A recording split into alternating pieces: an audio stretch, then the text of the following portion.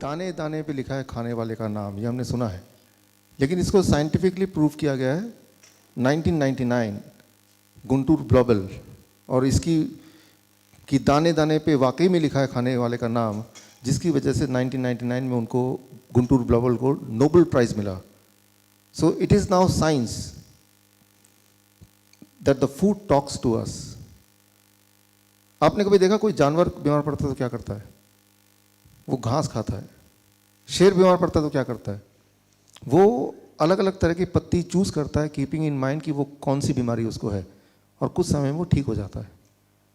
जिनके पास पालतू कुत्ते हैं, बिल्ली है, उनको ये पता है कि जब उनके कुत्ते बिल्ली बीमार पड़ते हैं तो वो क्या करते हैं? सीधे घर से बाहर भागते हैं, ग्राउंड में भागते हैं, घास में लौटते हैं, उल्टी करते हैं, फिर वो ठीक हो जाते हैं। इंसान बीमार पड़ता है तो क्या करता है? वो भी सीधे भागता है, ग्राउंड में नहीं, डॉक्टर के पास भागता है, right. So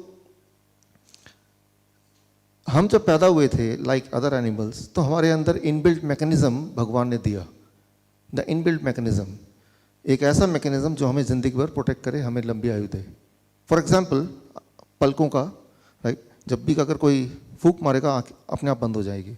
so that is the inbuilt mechanism. वो सीखने की ज़रूरत नहीं। एक बच्चा पैदा होता है, वो अपने आप ही नोज, राइट, माँ का दूध कैसे पीना है, वो इनबिल्ट मैकेनिज्म है।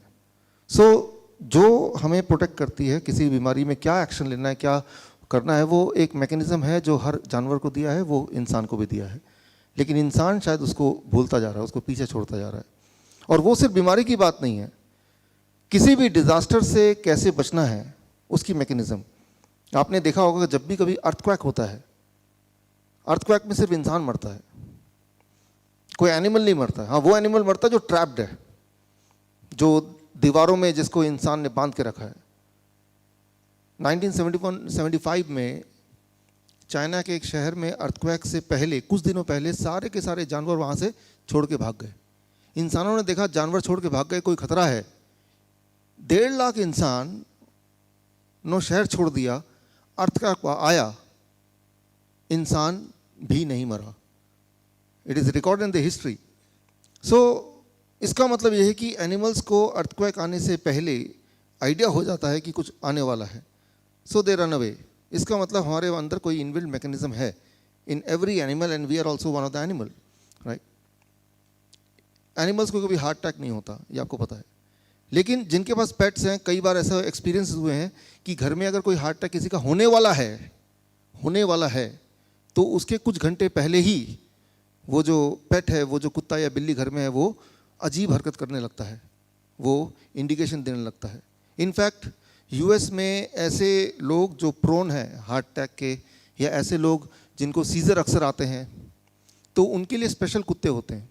इंडियन करेंसी में 15 लाख 20 लाख का वो कुत्ता आता है, और उस कुत्ते को कहीं भी ले जाना अलाउड होता है, उसको रेस्टोरेंट में ले जाना अलाउड हो। स्पेशल कुत्ते होते हैं, स्पेशली ट्रेंड होते हैं, और वो कुत्ते सीजर आने से पहले ही, कुछ घंटे पहले ही वार्निंग दे देते हैं कि सीजर आने वाला है। सो that is the inner mechanism. लेकिन वो मैकेनिज्म सारे एनिमल्स में है। अपने आप का बचाव कैसे करें? An extra sense, inner instinct जिसे बोल सकते हैं हम, क्या हमारे पास भी है? श्योरली वो है, because we are also an animal. How to know कि ऐसा है? एक छोटा सा एक्सपेरिमेंट करेंगे टू अंडरस्टैंड दैट, कि हमारे अंदर इंस्टिंक्ट है जो हमें रास्ता दे सकता है। अगर उसको हमने पहचान लिया तो रास्ता, journey called life will be easier. तो उसके लिए छोटा सा experiment will do it right now.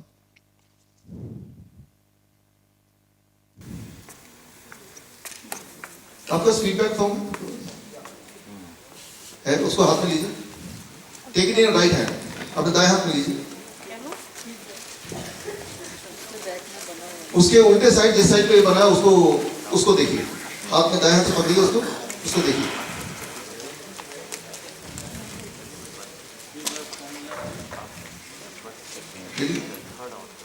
ये एक्सपेरिमेंट जीवन में आप सिर्फ एक ही बार कर सकते हैं। अभी नहीं किया या अभी फेल हो गया तो दोबारा नहीं कर सकते। अब जो करेंगे तो पता चलेगा you can do only once. Anybody in this world can do this experiment only once in their lifetime. इसीलिए मैं चाहता हूँ ये एक्सपेरिमेंट पहली बार में सही हो तो ठीक है, नहीं तो दोबारा करने का मौका नहीं मिलेगा। क्यों ऐसा बोल रहा हूँ ये आपको थोड़ी देर बाद पता चल जाएगा। ओके, एक हाथ में आपका वो पेपर है जिसमें ये पिक्चर बना है, दूसरा हाथ खाली है, उसको दिल पे रखिए, पूरा कंसंट्रेट कीजिए, कोशिश कीजिए कि आवाज़ ना हो, मोबाइल के बेल ना बजे तो अच्छा है, डिस्ट्रैक्शन ना हो। अब अपने आप से बात कीजिए, टॉक टू योरसेल्फ, एक सवाल पूछिए। ये दो शेप्स आपके सामने हैं, इनमें से एक का नाम है बूबा, एक का नाम है किकी। बूबा और किकी। आपसे अपने आप से पूछिए, दिल से पूछिए कि भाई इनमें से बूबा कौन सा है, किकी कौन सा है। पहली आवाज़ जो आएगी दिल से, उसके वो आप अगर पेन है तो लिख लीजिए। पहली आवाज़ दिल जो बोल रहा है ये बूबा है, वहाँ बी लिख दीजिए, जिसको ब्रेन बोल रहा है ये तो किकी है, उसको के लिख दीजिए। वो आवाज़ क्यों आ रही है, उसका लॉजिक क्या है, उसको मत सोचिए। Try to understand, try to grasp the first thought. पहली जो आवाज़ है उसको पकड़िए। Do it right now. जो भी आवाज़ आ चुकी होगी उसी को अब कीजिए, अब और मत सोचिए, अब उसको कर दीजिए। ओके, मैं 30 सेकंड और देखता हूँ पेन वेन खोलने के लिए, लेकिन जो आवाज़ आई है उसको पकड़ के रखिए, उसको चेंज मत कीजिए। Don't change that, what ever it is right it. लिख लिया? जिनके पास पेन नहीं है उनको वो मेमोराइज कर लें, बाकी लोगों ने लिख लिया। ये एक्सपेरिमेंट मैं करता हूँ अलग अलग शहरों में, अलग अलग देशों में, हर जगह आंसर सेम मिलता है, सेम मिलता है। 99% लोग बोलते हैं ये है बूबा और ये है किकी।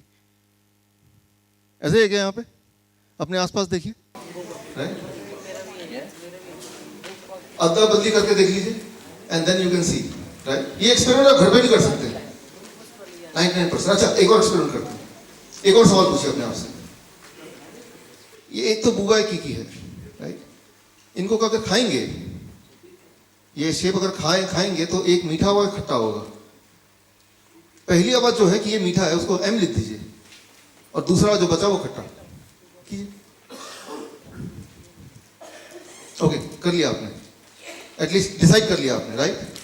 अगेन 99% लोग ये आपस में अदला बदली करके देख लीजिएगा, विल से ये बहुत मीठा, ये बहुत खट्टा। देखिए अपने आसपास, लोग कोई लॉजिक नहीं है। There is called inner instinct, हमारे अंदर की वायरिंग। इसको थोड़ा अंडरस्टैंड करते हैं, साइंटिफिक भाषा में थोड़ा समझने की कोशिश करते हैं, what it is all about.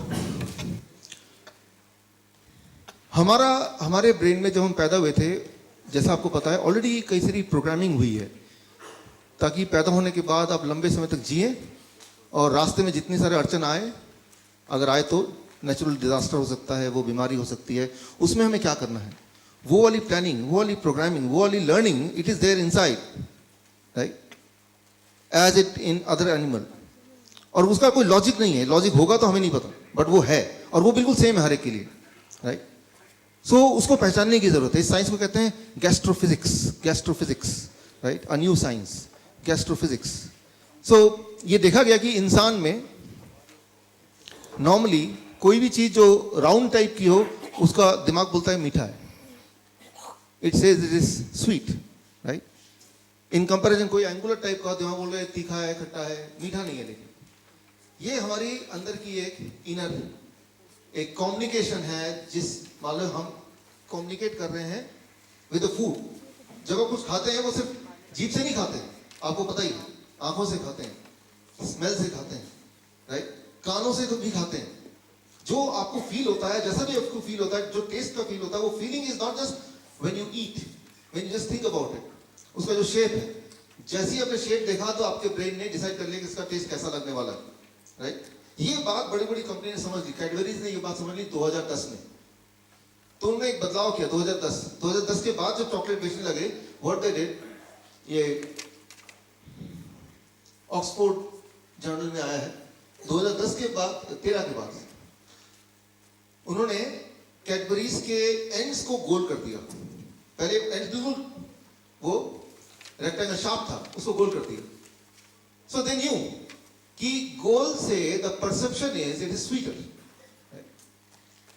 It is more tastier, ये ज्यादा मीठा है, ये ज्यादा स्वादिष्ट है।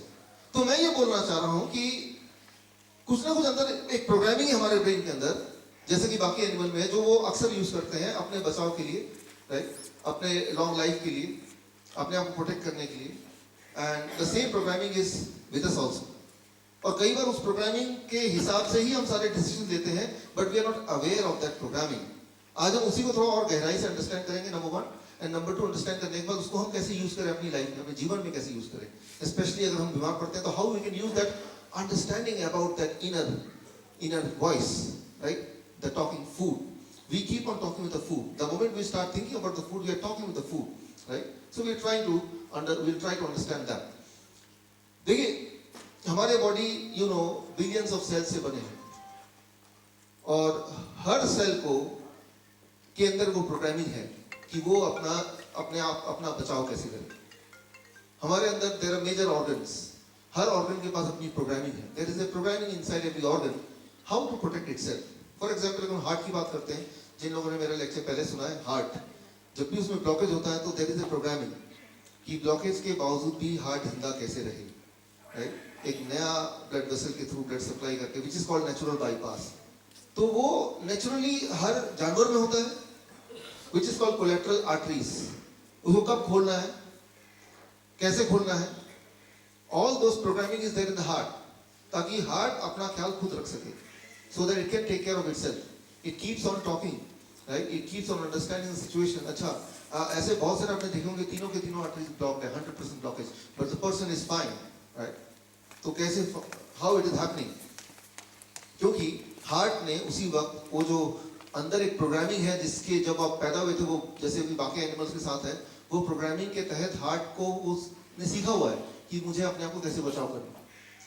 So आपको हार्ट को बचाने की जरूरत नहीं, हार्ट को पहले ही पता है कि कैसे बचना है। आपको उस वक्त उसको सपोर्ट करने की जरूरत है, the kind of support which it aspects.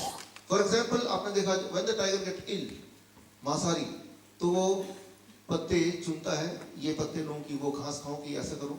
So tiger क्या कर रहा है, वो अपने बॉडी को सपोर्ट करने के लिए उस तरह का न्यूट्रिशन देने की कोशिश कर रहा है। बाकी तो बॉडी ठीक करता है, ये तो यू नो, राइट। सो ठीक तो बॉडी करेगा, वो मैकेनिज्म अंदर है, and the body is doing it already, that's why we are alive. हम जो जिंदा हैं, आप जिंदा हैं, इसका मतलब वो मैकेनिज्म कहीं ना कहीं काम कर रहा है, लेकिन कई बार वो उतना एफिशिएंटली काम नहीं करता। So we are trying to understand that, उसको थोड़ा हम समझने की कोशिश करते हैं। फिर चाहे वो हार्ट की बात करें या फिर चाहे हम हमारे बॉडी का सबसे बड़ा organ, which is the biggest organ, liver. वो आपने सुना है क्या लोग, 2.5 किलो का वो क्या था, हाथ था। देखिए सबको यहाँ 2.5 किलो का हाथ है कि नहीं, I don't know, but 2.5 kilo का एक ऑर्गन है, that is liver, the biggest organ, and that is also called the second brain. Liver is known as second brain. क्यों? क्योंकि liver अपने decisions बिना brain से पूछ के लेता है अक्सर। तो liver itself is having its own brain. वो decide करता है क्या करना है, what action to be taken. Right? It is about 10 times more heavier than the heart itself. So liver इतना ज़्यादा important role play करता है हमारे body में। 1500 सदी से पहले के अगर आप देखेंगे मेडिकल बुक्स, तो उसमें यही पाया जाता है कि लिवर से ही ब्लड को कंट्रोल करते हैं। अब तो हमें पता है कि हार्ट से करते हैं। So liver is very important, right. So liver keep on talking to the food, right. वो कैसे बात करते हैं, उसकी मैकेनिज्म क्या है, अगर वो अंडरस्टैंड कर लें, सो वो विल इंस्टेंटली नो। हमें ये पता चल जाएगा कि जब भी हमारे बॉडी में कोई डिस्कम्फर्ट है, आई will not call it disease, मैं अगर डिजीज बोलता हूँ तो एक बड़ा ही भारी भरकम, डिजीज, डिस का मतलब क्या हुआ, डिस्कम्फर्ट, राइट। तो डिस्कम्फर्ट है मतलब बॉडी बोल रहा है कि भाई कुछ ठीक नहीं चल रहा, गड़बड़ है। तो दैट इज द टाइम हमें अपनी लिवर की बात सुननी है, राइट। लिवर की बात भी नहीं सुन रही, लिवर को अपने काम करने देना, उसको इंटरफेयर नहीं करना, ट्राई टू अंडरस्टैंड। लिवर को पता उसको क्या करना है, हार्ट को पता उसको क्या करना है, आपको सिर्फ ये देखना है कि बीच में अड़ंगी नहीं लगानी, let it work the way it want to work. सिर्फ उसकी आवाज को सुन के, जैसे अभी अपने आवाज को सुनी, आपको उसको सपोर्ट करना है, राइट। तो you need not to be highly intellectual, right, to understand. मैं एक छोटा सा एग्जांपल देता हूं आपको अंडरस्टैंड करने के लिए कि हमें बहुत ज्यादा दिमाग लगाने की जरूरत नहीं, बहुत इंटेलेक्ट होने की जरूरत नहीं है। किसी को बॉल कैच करना आता है? Anybody who can catch the ball? आइए आइए, वहीं पे कैच करेंगे, गुड। और किसी को आता है? आप कैच करेंगे तो ये आपका, वंडरफुल। अच्छा, अभी बैठे अभी बॉल को कैच किया, राइट। इसका एक बॉल का वेट था, राइट, इसका एक एक्सेलरेशन था, इसकी एक वेलोसिटी थी, राइट। तो फिर आपका एक एंगल था पकड़ने का, आपने देखा वो एक, right, there are many things. जरा इमेजिन कीजिए ऐसा कोई स्कूल, ऐसा कोई फिजिक्स का school, how to catch a ball, 7 साल का कोर्स है, कितनी वेलोसिटी पे आपको कौन सा हाथ कितना एंगल पे रखना है, राइट, और उसमें ब्रीदिंग कितनी कैसे आपको रोकना है उस वक्त, राइट, वो भार को कैसे एस्टिमेट करना है, वो कैलकुलेशन में कौन सा वाला फॉर्मूला लगेगा, ये 7 साल पढ़ाई करेंगे, राइट, क्योंकि ये सारे फैक्टर्स इन्वॉल्व हैं। आप कैच कर पाए कि नहीं कर पाए, इट डिपेंड्स ऑन कि आप वो बॉल की एक्सेलरेशन को आप समझ पाए, उसकी स्पीड को भाप पाए, वो कहाँ गिरेगा वो पहले से अपने एस्टिमेट कर पाए ना, कि यहाँ गिरेगा तो हाथ में ऐसे कर लूँ, और अगर यहाँ से यहाँ होगा तो मैं उठते टाइम में ऐसे कर लूँ, ये सब दिमाग में चल रहा था ना। लेकिन वो एक कैलकुलेशन तो है, लेकिन ये कैलकुलेशन कैसे करते हैं आपने ये तो किया नहीं कॉपी पेंसिल में। How to catch the ball perfectly, इसका एक स्कूल अगर हो कि जिसमें फॉर्मूला सारा सिखाया जाए कि वेलोसिटी, एक्सेलरेशन और कितना वेट होगा उसको कैसे एस्टिमेट करना है, तो क्या आप बेटर कैच कर पाएंगे, राइट। और 7 साल के बाद तभी आप अलाउड है कि पहली बार बॉल कैच करना अलाउड है, जब आपने ये सारे फॉर्मूले सारे रट लिए, एग्जाम में पास कर दिए। तो मैं ये बोलना चाह रहा हूं, डेफिनेटली जब हमने बॉल कैच किया, it involved all those factors, but that does not mean कि वो सारी कैलकुलेशन आपको एक्चुअली करनी है। वो आपका बॉडी कर रहा है ना, वो आपके सारे सेंसेस कर रहे हैं ना, राइट। आपको आपने क्या किया, अपने सेंसेस की बात को सुना, अंदाजा लगाया, you could do it, isn't it? It is as simple as that. You need not to be highly intellectual. You need not to be the master in physics, right? Only then you are able to catch the ball. In fact, it is the other way around, right? इसका ठीक विपरीत, right? ठीक उसी तरह से कई सारी चीजें बहुत सहज हो सकती हैं। फॉर एग्जाम्पल, हम जिंदा है तो हमारा एक ब्लड प्रेशर होगा, जरूर होगा, एक ब्लड शुगर होगा, एक ब्लड कोलेस्ट्रॉल होगा, हमारे बॉडी के सैकड़ों पैरामीटर्स होंगे, जरूर होंगे, तभी हम जिंदा है। और वो पैरामीटर एक पर्टिकुलर रेंज में होंगे तभी हम जिंदा है। लेकिन वो सारे पैरामीटर हमें कैलकुलेट करते करते कि सारे पैरामीटर मैं रोज कैलकुलेट कर रहा हूँ, कितना बढ़ गया, यूरिया कितना घट गया, और यूरिक एसिड कहाँ पे पहुंच गया, कोलेस्ट्रॉल का एचडीएल है, दूसरा कौन सा है, एलडीएल क्या हो गया। सो और वो सारे पैरामीटर को देख रहे हैं, और जो कम है उनमें से उसको ज्यादा कर रहे हैं, जो ज्यादा है उसको कम कर रहे हैं, and now I think that I can be alive, right. ये ठीक वैसे ही है कि जैसे आपको मैंने बोला कि भाई मैं बॉल फेंक रहा हूँ, आप कैच करें, बोले रुकिए मैं अपना कैलकुलेटर निकाल देता हूँ, पहले बॉल का वेट बताइए कितना वेट है, क्योंकि तभी तो मैं कुछ करूंगा, right. So you can well imagine, you can well understand कि जिंदा रहने के लिए बॉडी के जरूर बहुत सारे पैरामीटर्स हैं, वो पैरामीटर अगर गड़बड़ हो जाए तो हम जिंदा नहीं रह पाएंगे। लेकिन उस पैरामीटर को कैलकुलेट करने का काम भगवान ने आपको नहीं दिया है, वो इनबिल्ट सिस्टम है बॉडी के अंदर, उस सिस्टम को हम समझ नहीं सकते। वो एक एक सेल्स में बसा हुआ इंटेलिजेंस है, सेलुलर इंटेलिजेंस जिसको कहते हैं, उसको समझना ठीक वैसे ही होगा जैसे कि बॉल को कैच करने से पहले सारे पैरामीटर पहले कैलकुलेट करना, उतना ही ज्यादा मुश्किल या उतना ही ज्यादा असंभव होगा। एक सिंपल से एक्शन को असंभव बनाना हो तो वो ये तरीका है जैसे मैंने आपको बोला, राइट। सो आपको सिर्फ इतना करना है कि you to understand the inner instinct in the same way as other animal does. जैसे कि यहाँ जितने भी जीव हैं इस दुनिया में वो ये करते हैं, वही आपको करना है, सहज बनाना है। How to do it, let's try to understand it. देखिए, कोई भी खाना हम खाते हैं तो मुंह में आता है, स्टमक में जाता है, इंटेस्टाइन में जाता है। इंटेस्टाइन के बाद अब बारी आती है कि पूरे बॉडी में सर्कुलेट करना है उसको। यहाँ पे एक पहरेदार है, एक गेट कीपर, उस गेट कीपर का नाम है लिवर। लिवर डिसाइड करता है खाना अंदर जाएगा कि नहीं जाएगा, लाइक गेट कीपर। अच्छा, आपने गेट कीपर रखा क्योंकि आप अपना घर का प्रोटेक्शन चाहते हैं, और आपने गेट कीपर बोल दिया, नया नया अभी वो एम्प्लॉय हुआ है कि कोई भी दोस्त आए अंदर जाने देना, दुश्मन को रोक देना। अच्छा, वो कैसे पहचानेगा, नया नया है, तो आपने क्या किया, क्या करेंगे आप, हाउ यू विल एंश्योर कि वो पहचान ले। आपने एक लिस्ट दे दी है दोस्तों की, दुश्मन तो कितने भी हैं, वो अनगिनत हो सकते हैं, लेकिन दोस्त लिमिटेड है। तो आपने एक लिस्ट दे दिया कि ये फोटो है और ये इनका नाम है, तो जब भी कोई आए फोटो से मैच करना, और अगर मैच होगा कोई भी एक फोटो से तो अंदर जाने देना, as simple as that, right. ठीक उसी तरह से जब भगवान ने हमें बनाया तो लिवर को गेटकीपर बना के उसके पास एक लिस्ट दे दिया कि ये इंसान है या कोई भी एनिमल, हम कुछ भी मुंह में डालेंगे, और डालेंगे तो पता नहीं बॉडी के लिए ठीक है या नहीं है। तो लेकिन एक गेटकीपर खड़ा है, एक पहरेदार खड़ा है जो कि पहरा दे रहा है, और वो पहरेदार के पास एक लिस्ट है, और वो लिस्ट सैकड़ों साल पुरानी वाले जो प्रोग्रामिंग है वही वाला लिस्ट है उसके पास। और वो पहरेदार उस लिस्ट को देखेगा and then it will allow, ठीक है इसको ब्लड में जाने दो, इसको फिर पूरे बॉडी में सर्कुलेट होने दो। This decision is taken by liver, right. भगवान ने जब हमें बनाया था, नेचर ने जब हमें बनाया था आज से कई मिलियन या हजारों साल पहले, तब की वो प्रोग्रामिंग है। उस वक्त बिस्किट था क्या, ब्रेड था क्या, मेडिसिन थे क्या? These things were not there. मैं ऐसा नहीं बोल रहा हूँ कि ये खराब है कि अच्छा है, मैं इस पर बोल ही नहीं रहा कुछ, मैं सिर्फ ये बोल रहा हूँ कि ये थे या नहीं थे, राइट? सो ये सब नहीं थे। फॉर एग्जाम्पल, एक बार मान लेते हैं कि आपने एक नया दोस्त बनाया, न्यू फ्रेंड, लेकिन उसका जो फोटो है उस गेटकीपर को नहीं दिया, वो उसको रोकेगा या जाने देगा? रोकेगा ना, उसके लिए तो वो है ही नहीं, एग्जिस्ट नहीं करता। सो आई एम नॉट सेइंग कि क्या खराब है क्या नहीं खराब है, आई एम जस्ट सेइंग कि एक लिस्ट है, वो लिवर के पास है, उस लिस्ट के अलावा कोई भी चीज अगर मुंह से पेट में जाएगा तो लिवर की ये रिस्पॉन्सिबिलिटी है कि उसको वो रोके। कैसे रोकता है वो? सिंपल भाषा में करें तो इसको ये है, it is called bio transformation. तो उसको वापस भेज देगा इंटेस्टाइन में, फिर वो कोलोन में जाएगा, वो टॉयलेट से बाहर निकल जाएगा, बात खत्म। तभी तो हम रोज टॉयलेट जाते हैं। लिवर ना हो तो टॉयलेट जाने की जरूरत ही ना हो, सब कुछ अंदर जा रहा है, कुछ बाहर जा ही नहीं रहा। So you understand the important role of liver. Liver का रोल आपको ठीक से आइडिया हो गया कि लिवर चेक करता है कि भाई वो इस लायक है क्या, नहीं है तो वापस कुछ पहचान में नहीं आ रहा तो बोलते हैं भाई साहब है नहीं घर पे, आप बाहर वापस जाओ, जब आएंगे तो पूछ के आपको, ऐसे ही होता ना। तो the same thing the liver does.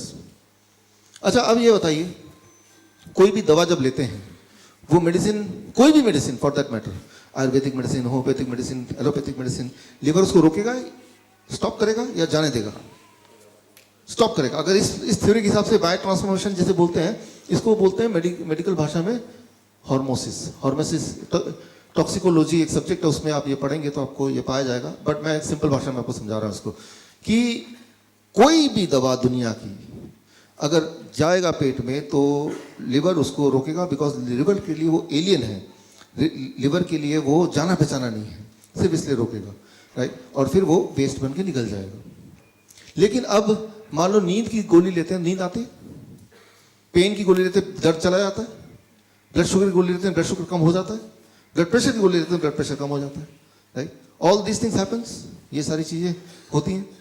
तो लिवर क्यों नहीं रोक रहा उसको? Why the liver is not stopping? वो कैसे क्रॉस कर जा रहा है? इसको जरा समझिए, बहुत इंपॉर्टेंट है। मेरे ख्याल से आज के पूरे लेक्चर का the most important part is this, जो अब बताने जा रहा हूं। अगर इसको समझ लेंगे, one thing I can tell you, आप बीमार नहीं पड़ सकते, फिर you can not be ill. और जो बीमार है, with this understanding you can heal yourself. What is that? इसको समझाने के लिए आई टेक दिस पिक्चर। अब देखिए, ये दो पुलिस कांस्टेबल है, इनका काम है कोई भी गाड़ी आएगी तो चेक करके भेजना आगे, और वो 1 मिनट में एक गाड़ी चेक करने की इनकी स्पीड है। दो लोग मिलके एक मिनट में एक ही गाड़ी चेक कर पाते हैं।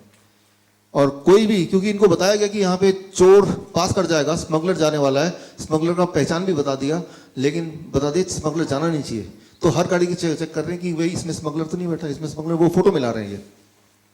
अब वो स्मगलर को पास करना है, उसने एक आइडिया निकाला, उसने भांप लिया कि ये आदमी, ये पुलिस वाले जो है 1 मिनट में एक ही गाड़ी चेक करने की इनकी स्पीड है।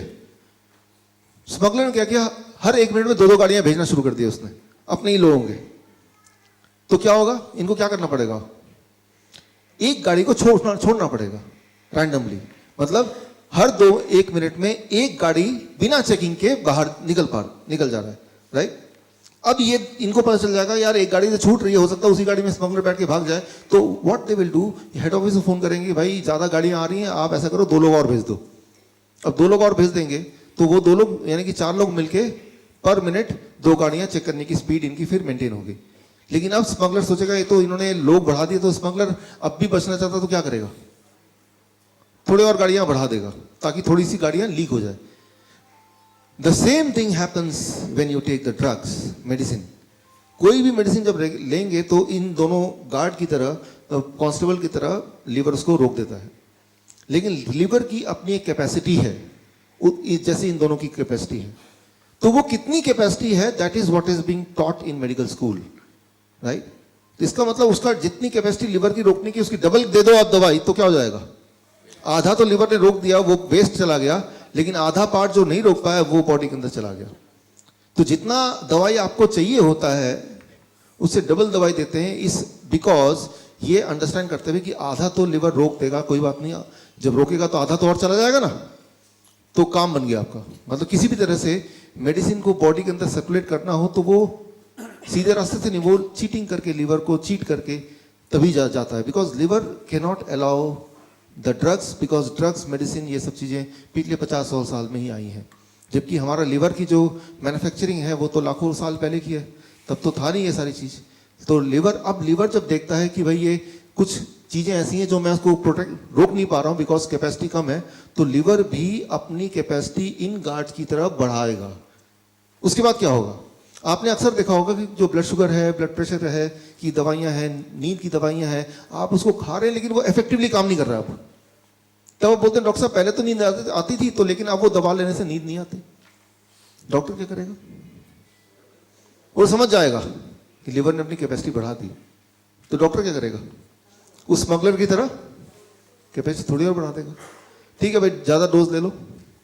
ब्लड शुगर के पेशेंट ऐसे तो होता है, टेक सम मोर मेडिसिन, राइट, थोड़ी और मेडिसिन ले लो। थोड़ी और मेडिसिन वो देने लगता है तो दोबारा से बोलते हैं अब आराम मिल गया, होता है ना ऐसे। तो वो एक चोर पुलिस का खेल चलता जा रहा है। लिवर भी अपना ताकत बढ़ाता जा रहा है और उधर से मेडिसिन भी बढ़ती जा रही है, राइट। लेकिन एक टाइम आएगा जब liver will lose the battle, right. तो तब लिवर जवाब दे देगा।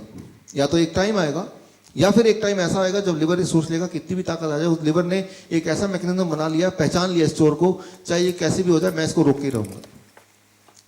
अब कितने भी क्वांटिटी में दवा दें, ब्लड शुगर की दवा दें, ब्लड प्रेशर की दवा दें या कोई भी और दवा दें, वो इफेक्टिवली काम करेगा ही नहीं, बिकॉज लिवर हैज अंडरस्टूड कि कैसे इनको रोकना है। वो लड़ाई, वो तभी तो वो 2.5 kg है ना, तो तभी वो उसको सेकंड ब्रेन बोलते हैं। It learn that with in few months, few years. आप इमेजिन कीजिए, वो जो एक चोर है, वो चोर आता है और वो चोर जब भी आता है तो गेटकीपर उसको रोक देता है। तो चोर क्या करेगा कि मुझे चुराना तो है ही, तो एक तरीका उसके पास है कि भाई सामने के रास्ते से ना आके खिड़की से आएगा, वेंटिलेटर से आएगा, चोर रास्ता। अब देखते इंसुलिन का इंजेक्शन लगता है, इंसुलिन खा क्यों नहीं लेते, ग्लास में पी क्यों नहीं लेते? Why it is in injection form? क्योंकि अगर मुंह से लेंगे तो कौन आएगा? गेटकीपर आएगा, वो रोक देगा उसको। तो ग्लास अगर भर के पिएंगे तो थोड़ा सा बॉडी में जाएगा, that will be too expensive. तो वो जब भी इंजेक्शन, तो बहुत खतरनाक है किसी चीज़ का। इंजेक्शन का मतलब ये है कि वो डॉक्टर ये नहीं चाहते कि भाई ये लिवर को फेस भी करे, तो वो चोर रास्ते से दवाई को भेज दो। और लिवर ने उसको रोकने की कोशिश नहीं की, बिकॉज लिवर को पता ही नहीं कि वो कहीं और से आ रहा है। अब वो बॉडी में क्या एक्शन करेगा, कितना उसका साइड इफेक्ट होगा, क्या एडवर्स रिएक्शन होगा, right, adverse drug reaction, ADR, right. So वो फिर भगवान ही जानता, वो तो वक्त ही बताएगा, right. So that is the mechanism why sometimes injection is given and when the drugs are not working, right? So यहाँ पे मैं ये बोलना चाह रहा हूँ कि there is an inner mechanism in the body which helps us, which protects us, right? लेकिन हम उसको बाईपास करने के लिए मेडिसिन की ज़्यादा डोज देते हैं, तो कुछ मेडिसिन लिवर रोक पाता है श्योरली, और बाकी मेडिसिन फिर बॉडी में फ्लो करता है, ब्लड में फ्लो करता है। ब्लड में फ्लो होकर कुछ भी बॉडी के किसी भी ऑर्गन में मेडिसिन को जाना तो it will go through blood circulation. एक इंपॉर्टेंट बात मैं आपको यहां बता दूं, कोई भी मेडिसिन, कोई भी दुनिया का केमिकल, मेडिसिन भी छोड़िए, कोई भी दुनिया का केमिकल जब ब्लड में फ्लो करता है, when it flows in the blood, तो ये देखिए, this called inner layer, this called inner layer, it is called endothelium. Blood vessel का जो इनर लेयर है इसे बोलते हैं एंडोथेलियम लेयर। एंडोथेलियम लेयर क्या होता है? वो खुरदुरा होने लगता है, खुरदुरा, यू अंडरस्टैंड? वो इन्फ्लेम होने लगता है, इन्फ्लेमेशन, घाव होने लगता है। अब जब घाव होता है तो क्या होता है? वो चिपचिपा हो जाएगा। अच्छा, जब चिपचिपा हो जाएगा तो क्या होगा? अब इसी ब्लड में कोलेस्ट्रॉल फ्लो कर रहा है, फैट फ्लो कर रहा है, प्रोटीन फ्लो कर रहा है, ब्रेकडाउन होने के बाद इसमें न्यूट्रिशन फ्लो कर रहा है, मिनरल फ्लो कर रहा है, तो वो क्या होगा? वो चिपचिपा है तो क्या होगा? वो सारे चिपकने लगेंगे। अच्छा, चिपकने से क्या होगा? What will it will convert into what? It will become blockage. अब वो ब्लॉकेज को ले लें और उसको माइक्रोस्कोप के अंदर डालेंगे, देखेंगे इसमें तो कोलेस्ट्रॉल है, तो बोलेंगे देखो cholesterol causes blockage. But do you really think cholesterol causes blockage? जरा सोचिए, घर में आप देखेंगे बाथरूम में पानी लीक कर रहा है, तो पानी लीक कर रहा है, आपने किसी को बुलाया, पानी लीक कर रहा है, बोलेगा ऊपर का पानी का सप्लाई बंद कर दो क्योंकि पानी पानी है, तो राइट। सो पानी लीक कर रहा है तो पानी की गलती नहीं है, कहीं पे लीक होगा तो उसको ठीक करो, राइट। सिमिलरली अगर ब्लॉकेज है तो वो कोलेस्ट्रॉल दिखेगा, उसमें कैल्शियम दिखेगा, उसमें और बहुत सारे फैट देखेंगे, दैट डज नॉट मीन कि उनकी वजह से है। उसका मतलब सिर्फ इतना है कि वो इन्फ्लेमेशन को, घाव को दूर करना है, ना कि कोलेस्ट्रॉल इटसेल्फ को कम करना है। देखिए, अगर मैं छोटी सी बात बोलूं, कोलेस्ट्रॉल, व्हाट इज कोलेस्ट्रॉल? एक अंडा लीजिए, अच्छा अंडे को एक पर्टिकुलर सर्कमस्टेंस में रखते हैं, कुछ दिनों तक उसको घुमाते हैं, एक पर्टिकुलर टेम्परेचर देते हैं, तो क्या होता है उसके अंदर से एक चिड़िया निकल आती है। अंडे के अंदर चिड़िया निकल गई, ऐसा क्या है उसके अंदर कि उसके अंदर एक लाइफ छुपा था, वो लाइफ में कन्वर्ट हो गया। अगर किसी लैब में देंगे तो लैब वाला बताएगा 68% of the energy inside that egg is cholesterol, and rest जो है वो बाकी सारी चीजें, जितनी सारी न्यूट्रिएंट और होते हैं। नो कोलेस्ट्रॉल नो लाइफ, बल्कि कोलेस्ट्रॉल को एक्स कैटेगरी ड्रग में डाला हुआ है। एक्स कैटेगरी मतलब जो लोग प्रेग्नेंट होना चाहते हैं वो ये ना ले, क्योंकि कोलेस्ट्रॉल कम करेंगे तो जीवन कम हो जाएगा। तो कोलेस्ट्रॉल एक बहुत अच्छी चीज़ है, इनफैक्ट उसके बिना जीवन शुरू नहीं हो सकती थी। हमारे बाल बढ़ते हैं, हमारे नाखून बढ़ते हैं, हमारे ब्लड चेंज होते हैं, हर 3-4 महीने में नए ब्लड आते हैं, स्किन चेंज होता है, उसकी सबकी आउटर लेयर किस चीज़ का बना हुआ है? कोलेस्ट्रॉल। तो उसको कम करने की ज़रूरत नहीं है, वो तो ज़्यादा ही होना चाहिए। लेकिन यहाँ पे हम ये दिखाएंगे, देखो इसके अंदर कोलेस्ट्रॉल है, इसको हटाओ। कोलेस्ट्रॉल कितना भी हटा लें, वो जब तक चिपचिपाहट रहेगी तब तक ब्लॉकेज रहेगा, राइट? तो अब चिपचिपाहट ना रहे उसके लिए क्या करना पड़ेगा? अब देखिए, हमारे आसपास की सड़क है जो गाड़ियों के लिए बनी है, गाड़ी मतलब कार जिसमें टायर होते हैं, अगर वहां पे टैंक कोई चलाए तो, टैंक जंग का टैंक, तो क्या होगा उस सड़क में? What will happen? रोड टूट जाएगा, क्योंकि वो जो रोड बना था, वो रोड बनाते वक्त इस बात को नहीं ध्यान दिया गया था कि इस पे टैंक भी चले। टैंक के लिए वो सुटेबल रोड नहीं है, राइट? तो अच्छा, उस रोड को टूटने से बचाने के लिए क्या करना पड़ेगा? सिर्फ एक ही तरीका है कि टैंक को वहां चलने ना दिया जाए। कोई बोले टैंक भी चलेगा और रोड भी ना टूटे, वो हो नहीं सकता, बिकॉज रोड जब बना था तो वो उसकी जो मजबूती है वो टैंक के हिसाब से नहीं थी। तो सिर्फ एक ही चीज आप कर सकते हैं कि टैंक चलाए ना, और चलाएगा तो वो टैंक कोई चलाएगा तो रोड तो टूटेगा ही टूटेगा। सिमिलरली हमारा जो ब्लड वेसल है, जो इनर सेल इंडोथेलियम लेयर है, इसकी बनावट ऐसी है कि कोई भी केमिकल जब इसमें फ्लो करेगा, कोई भी केमिकल फॉर दैट मैटर, तो वो खुरदरा होगा, चिपचिपाहट हो जाएगी, और वो चिपचिपाहट होगी तो उसको ब्लॉकेज बोलते हैं। वही वाला ब्लॉकेज अगर किडनी में होगा तो इट्स कॉल्ड किडनी फेलियर, वही ब्लॉकेज हार्ट में होगा तो इट्स कॉल्ड हार्ट फेलियर, वही ब्लॉकेज ब्रेन में होगा तो इट में कॉज ब्रेन स्ट्रोक, वही ब्लॉकेज अगर पैनक्रियाज में होगा पैनक्रियाटिस। सो कई सारी चीजों में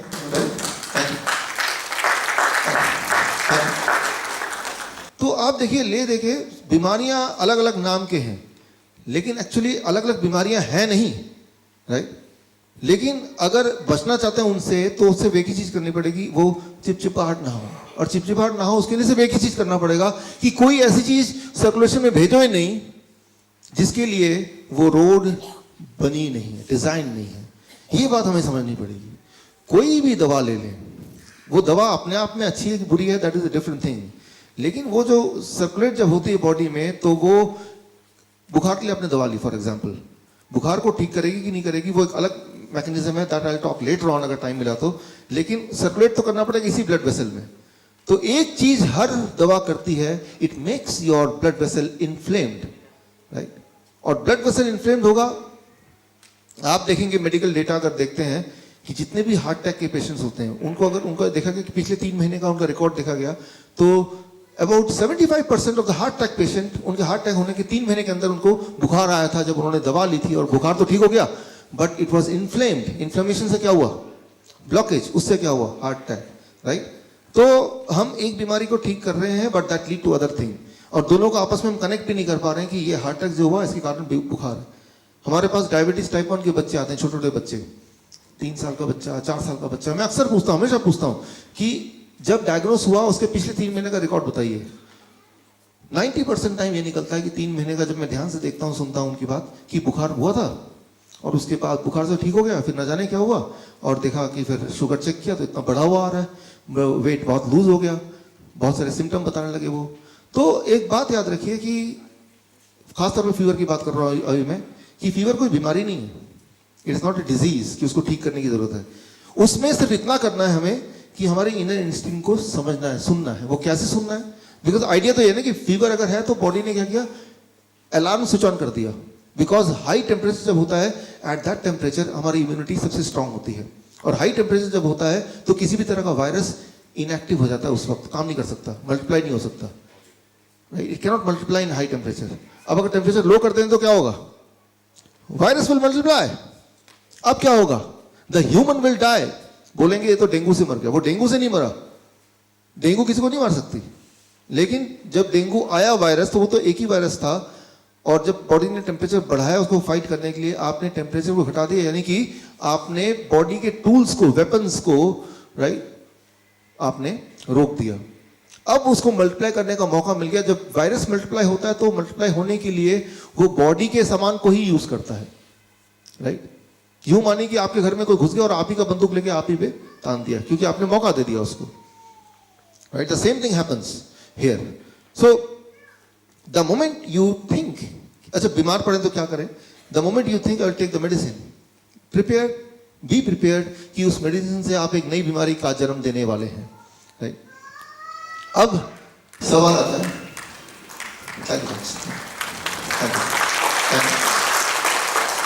अब सवाल आता है कि तो फिर अगर ऐसी सब बातें हैं तो लोग कोई भी दवा खाते हैं, बीमारी पड़ते हैं, तो जाते क्यों हैं? अब देखिए एक इंपॉर्टेंट वर्ड है यहाँ पे, दैट इज कॉल्ड एक्सपेक्टेशन, उम्मीद। उम्मीद होती है कि उम्मीद है कि हम ठीक हो जाएंगे। ह्यूमन ब्रेन जो है वो लॉजिक पे नहीं चल रहा, ह्यूमन ब्रेन है वो उम्मीद पे चलता है। उम्मीद अपने आप में एक साइंस है, expectation is the science, I will get all right, right? आज से 100 साल पहले, 200 साल पहले लोग मंदिर जाते थे, पूजा करते थे, ठीक हो जाते थे। उम्मीद, it is called, medical science में इसको बोलते हैं प्लेसिबो, प्लेसिबो, प्लेसिबो, राइट? ये अपने आप में साइंस है। आपको लगा कि मैं ठीक हो सकता हूं, वो जो लगना अपने आप में, वो भी एक इंपॉर्टेंट रोल प्ले करता है। फिर वो लगा कैसे, किस चीज की वजह से लगा? कोई ताबीज पहन लिया तब लगा, या फिर कोई दवा खा ली तब लगा, या किसी मंदिर में गए तब लगा, किसी ने मन्नत मांगी तब लगा। तो उसका भी एक कंट्रीब्यूशन होता है जो आपके हीलिंग में काम करता है। वो 100% काम नहीं करेगा, लेकिन उसका एक कंट्रीब्यूशन, एक पार्टली कंट्रीब्यूशन है, that plays an important role. Thailand में कई तरह की मेडिकल पद्धति है, यहाँ तो फिर एलोपैथी है, सिर्फ एलोपैथी इज 99% और बाकी सारा 1%। इंडिया में, थाईलैंड में ऐसा नहीं है। वहाँ एक सिस्टम है एलोपैथिक सिस्टम, एक सिस्टम है allopathic plus Chinese, dual system, तीसरा सिस्टम है सिर्फ चाइनीज सिस्टम, चौथा है ट्रेडिशनल। ट्रेडिशनल मतलब बाप ने अपने बेटे को बताया, बेटे ने अपने बेटे को बताया, कहीं लिखा पढ़ा नहीं है, एक जनरेशन चला आ रहा है। फिर एक सिस्टम है क्वैक, क्वैक मतलब आरएमपी टाइप, जो डॉक्टर नहीं है लेकिन कुछ भी दवा देके, जो जड़ी बूटी देके, कुछ भी देके उसको ठीक कर रहा है। WHO ने स्टडी किया इन पांचों मेथड में से किससे लोग ज्यादा ठीक होते हैं, किसमें लोग ज्यादा सेटिस्फाइड हैं। और WHO ने ये दिया, उनका जो मेडिकल, उनका जो कंक्लूजन आया कि पांचों की पांचों पद्धतियां बिल्कुल अच्छी हैं, पांचों से ही लोग उतने ही ठीक हो रहे हैं, एक जैसे ही ठीक हो रहे हैं। तो अल्टीमेटली आप कहीं जाएं, एक फेथ से जाते हैं। अगर आप मेरे पास आएंगे, there is a faith, body तब तक ठीक कर रही है, राइट? वो तो बॉडी कर ही रही है, और आपका फेथ मुझसे जुड़ा हुआ है, अल्टीमेटली आपको ठीक होना ही है। अब ठीक किसने किया? मैंने किया, right? So try to understand, that is one faith. जहां भी आपका फेथ है वो फेथ काम करेगा। लेकिन फेथ अपनी जगह पे काम कर रहा है, लेकिन आप कुछ ऐसी चीजें खा रहे हैं जो बॉडी को हार्म कर रहा है, तो वो बीमारी तो ठीक हो गई, लेकिन एक नई बीमारी का जन्म भी साथ में हो गया। That's what we have to understand here, right? So यहां हम बात कर रहे थे एक्सपेक्टेशन की, प्लेसिबो की। मैं एक छोटा सा एग्जाम्पल दे रहा हूं to make you understand expectation क्या होता है, हमारा ब्रेन कैसे काम करता है। आज का टॉपिक है टॉकिंग फूड। आप कॉफी लेने गए, आप कॉफी वेंडिंग मशीन देखा आपने? पहले एक आवाज आती, धुआं निकलता है, आर एबल टू रिलेट? होता ना ऐसे? वो जो ये देखा गया है कि ऐसे रेस्टोरेंट जहां पे कॉफी वेंडिंग मशीन बाहर लगी हुई है, जहां कस्टमर्स को देख पा रहा है, वो आवाज सुन पा रहा है, वो वाला कॉफी ज्यादा टेस्टी। लेकिन अगर वो मशीन अंदर कर दिया किचन में, सिर्फ सीधा कॉफी लेके आ गए, तो टेस्ट थोड़ा कम है आज का, राइट? तो you are eating by your ears, अब कान से, राइट? तो ये पूरी एक बहुत बड़ी स्टडी है, ये बहुत बड़े मेडिकल जर्नल में ये आया है। We are eating by our ears, अपने कान से हम खाते हैं। मैं आपको उदाहरण देता हूं इसको समझाने के लिए।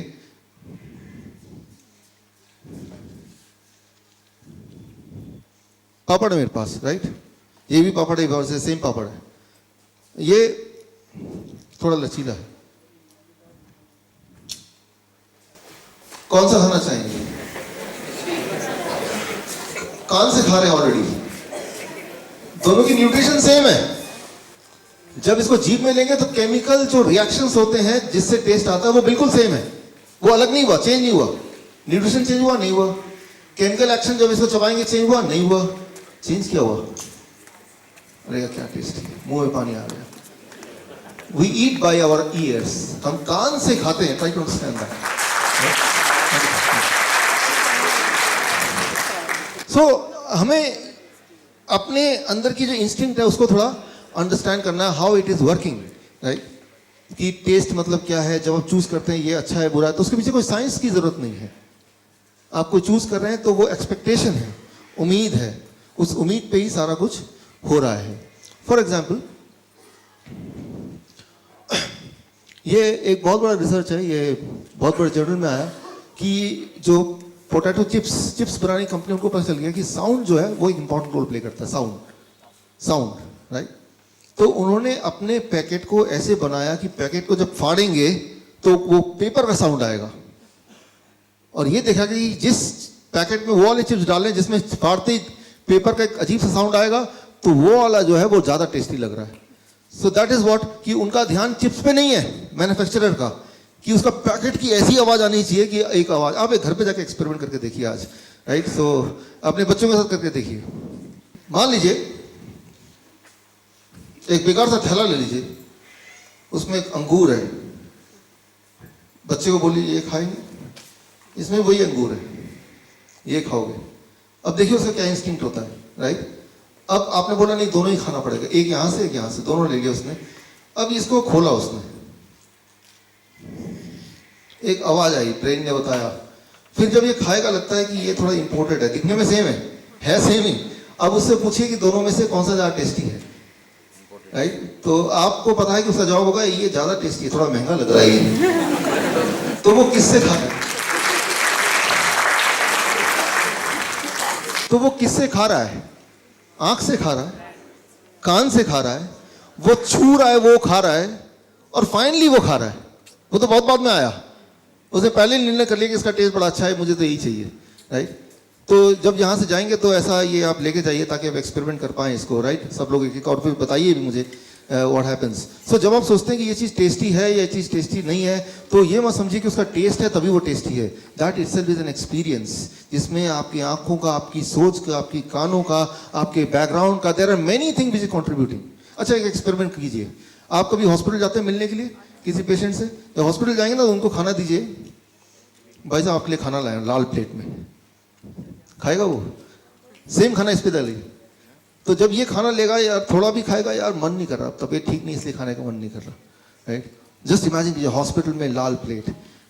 एक हॉस्पिटल में एक्सपेरिमेंट किया था अपने खाने के बजट को घटाने के लिए, कि पेशेंट को लाल प्लेट में खाना देने लगते थे। और ऑब्वियसली लाल प्लेट में हॉस्पिटल में पेशेंट बोलता है खाने का मन ही नहीं कर रहा, right? So try to understand, आप खाना जीभ से नहीं खा रहे हैं, राइट? क्या खाना चाहते हैं वो इंपॉर्टेंट नहीं है, आप इस वक्त आंखों से खाना खा रहे हैं, राइट? सो जितनी हम समझते हैं, जो हमारी समझ है हमारे बारे में, उससे भी गहरी कई सारी बातें हैं। वो ये कि हमारे बॉडी के एक एक cells, each one of the cell of the body itself is having its own intelligence, right? And वो सारे इंटेलिजेंस जोड़ के दैट इज वी आर। और इसमें जब हम कोई केमिकल बॉडी में डालते हैं तो we interfere with the total intelligence, जो कि आपस में एक हार्मनी में था, राइट? उस हार्मनी को हम बिगाड़ते हैं। मान लीजिए यहाँ पे बहुत सारे म्यूजिकल इंस्ट्रूमेंट रखे हैं, तबला रखा है, ड्रम रखा है, वो सब रखे हैं, और सब बजाते हैं in harmony, that's called music. लेकिन अगर एक अपने मन से बजा रहा है, एक अपने मन से बजा रहा है, तो तब भी सब बजा रहे हैं, तब भी वही म्यूजिक सिस्टम है, तब भी वही लोग हैं, but that will called be as noise. उसे क्या बोलेंगे? नॉइज बोलेंगे। सिमिलरली मान लो आपको ब्लड प्रेशर है, गोली जब ब्लड प्रेशर का लेते हैं तो वो इट इज लाइक कि वो गिटार वाले को बोल रहा है तू जोर से बजा, ये नहीं देख रहा कि वो क्या बजा। आपस की सिंक्रनी वो नहीं है, क्योंकि जब भी कोई दवा लेते हैं तो वो किसी एक ऑर्गन पे काम करता है, ओवरऑल नहीं काम करता वो। और जब भी कभी कोई एक दवाई किसी भी ऑर्गन पे काम करेगी तो that will create a noise.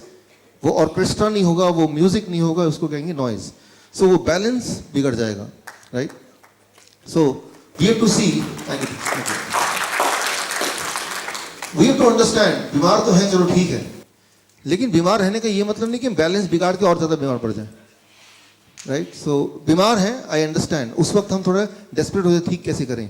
फिर वो एक्सपेक्टेशन वाली बात, उम्मीद वाली बात, और जो उम्मीद है, अच्छा ये देखिए कि मैंने आपको एग्जाम्पल दिखाया कि दोनों एक टेस्ट के हैं, क्या कोई लॉजिक है उसमें? पापड़ जो कड़क से आवाज आएगी तो वो ज़्यादा टेस्टी, कोई लॉजिक है उसमें? उसमें कोई साइंस है? कोई साइंस नहीं है। उम्मीद, एक्चुअली ह्यूमन ब्रेन जो है वो साइंस पे चलता ही नहीं है। ह्यूमन ब्रेन जो है लॉजिक पे चलता ही नहीं है, वो चलता है एक्सपेक्टेशन पे, वो चलता है जैसे हम बोलेंगे नॉर्मल भाषा में भेड़ चाल। जो चीज़ बार बार होती जा रही, होती जा रही, होती जा रही, होती जा रही, जो चीज़ हमारा दिमाग, आंखें, नाक, कान उसको देख रहे हैं, एक्सपीरियंस कर रहे हैं, तो वही उसका अल्टीमेट ट्रुथ है।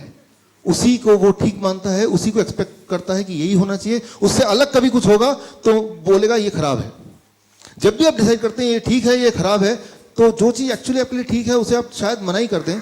इट डिपेंड्स कि आपका पास्ट में जो एक्सपीरियंसेस हैं उसका कलेक्शन क्या है। मैं आपको एक उदाहरण देता हूँ। अभी हम जा रहे थे यहाँ पे चंडीगढ़ के रोड में एक ढाबा है ना, क्या नाम है उसका? हाँ, गुलशन है, आप जाते हैं लगता है। हाँ, गुलशन के बाद एक और ढाबा है, हाँ सुखदेव ढाबा, राइट? हाँ, तो हमारे केंद्रीय विद्यालय के एलुमनाई मीट था, उसमें हम 4 दोस्त मिलकर गाड़ी में जा रहे थे कि रात के 1-2 बजे कि हम तो वो सुखदेव वाला ढाबा से खा के जाएंगे। भाई मैंने कहा कि हम तो चलो आपके साथ रहेंगे, खाना तो आप खाओ, हमारी गाड़ी में काफ़ी सारा खाना ऑलरेडी है। तो मैं सीन बता रहा हूँ, इमेजिन कीजिए वो बैठे हैं, चम्मच में वो खा रहे हैं, राइट? चम्मच हाथ में मुंह में डाल के खा रहे हैं। इज इट यूजुअल, नॉर्मल और एबनॉर्मल? अरे इसमें कौन सी बड़ी बात है? ढाबे में गए, चम्मच लिया, खा रहे हैं, दिमाग तो यही बोल रहा है ना आपको। अब जरा मैं इसको नए तरीके से पेश करता हूँ। जरा सोचिए, वो जो चम्मच से खा रहे हैं, मुंह में डाल रहे हैं चम्मच, वो न जाने आपके मुंह में डालने से पहले हजारों लोगों ने उसको मुंह में डाला होगा, राइट? और उसमें थूका होगा, किसी को पता नहीं कौन सी बीमारी होगी, कोई कहाँ से आया होगा, वही चम्मच लेके मुंह में डाल दिया आपने। लेकिन आपके दिमाग में एक लॉजिक आ गया, अरे उसको अच्छे से धो दिया होगा, ठीक है, एक्सेप्टेड, आपकी लॉजिक को मैं एक्सेप्ट करता हूँ। मैं बोलता हूँ आप मेरा ब्रश ले लीजिए, अच्छी से धो लीजिए, फिर से मुंह में डाल के ब्रश कीजिए। ये तो इसी का है ना। चम्मच मुंह में डाल के आराम से खा रहे हैं, जो हजारों लोगों ने, न जाने ट्रक वाला, पता नहीं कौन सा ड्राइवर, जिसके सामने जाना पसंद नहीं करेंगे, कोई शराबी, कोई उसमें मुंह में डाल के खा रहा होगा, वही आपने लिए मुंह में डाल के, यार क्या स्वाद है।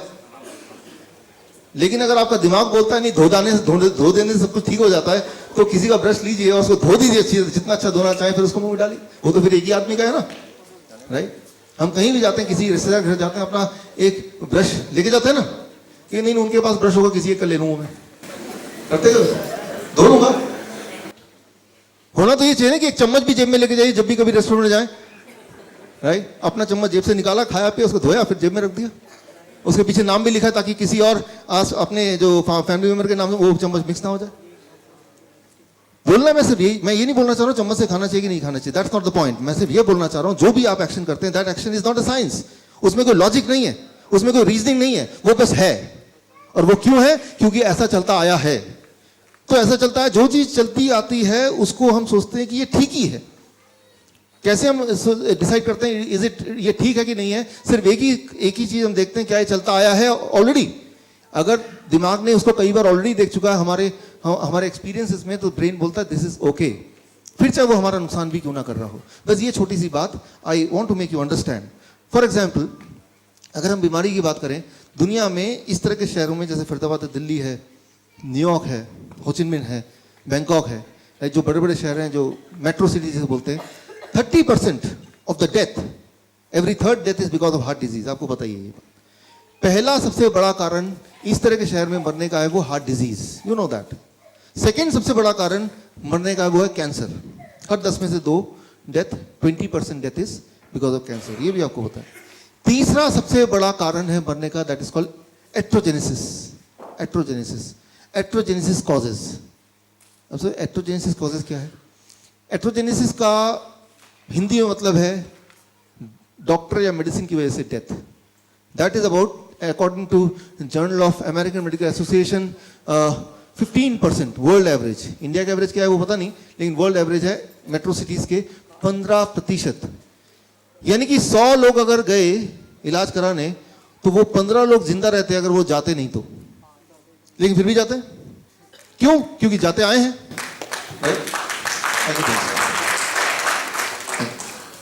क्योंकि जाते आए हैं।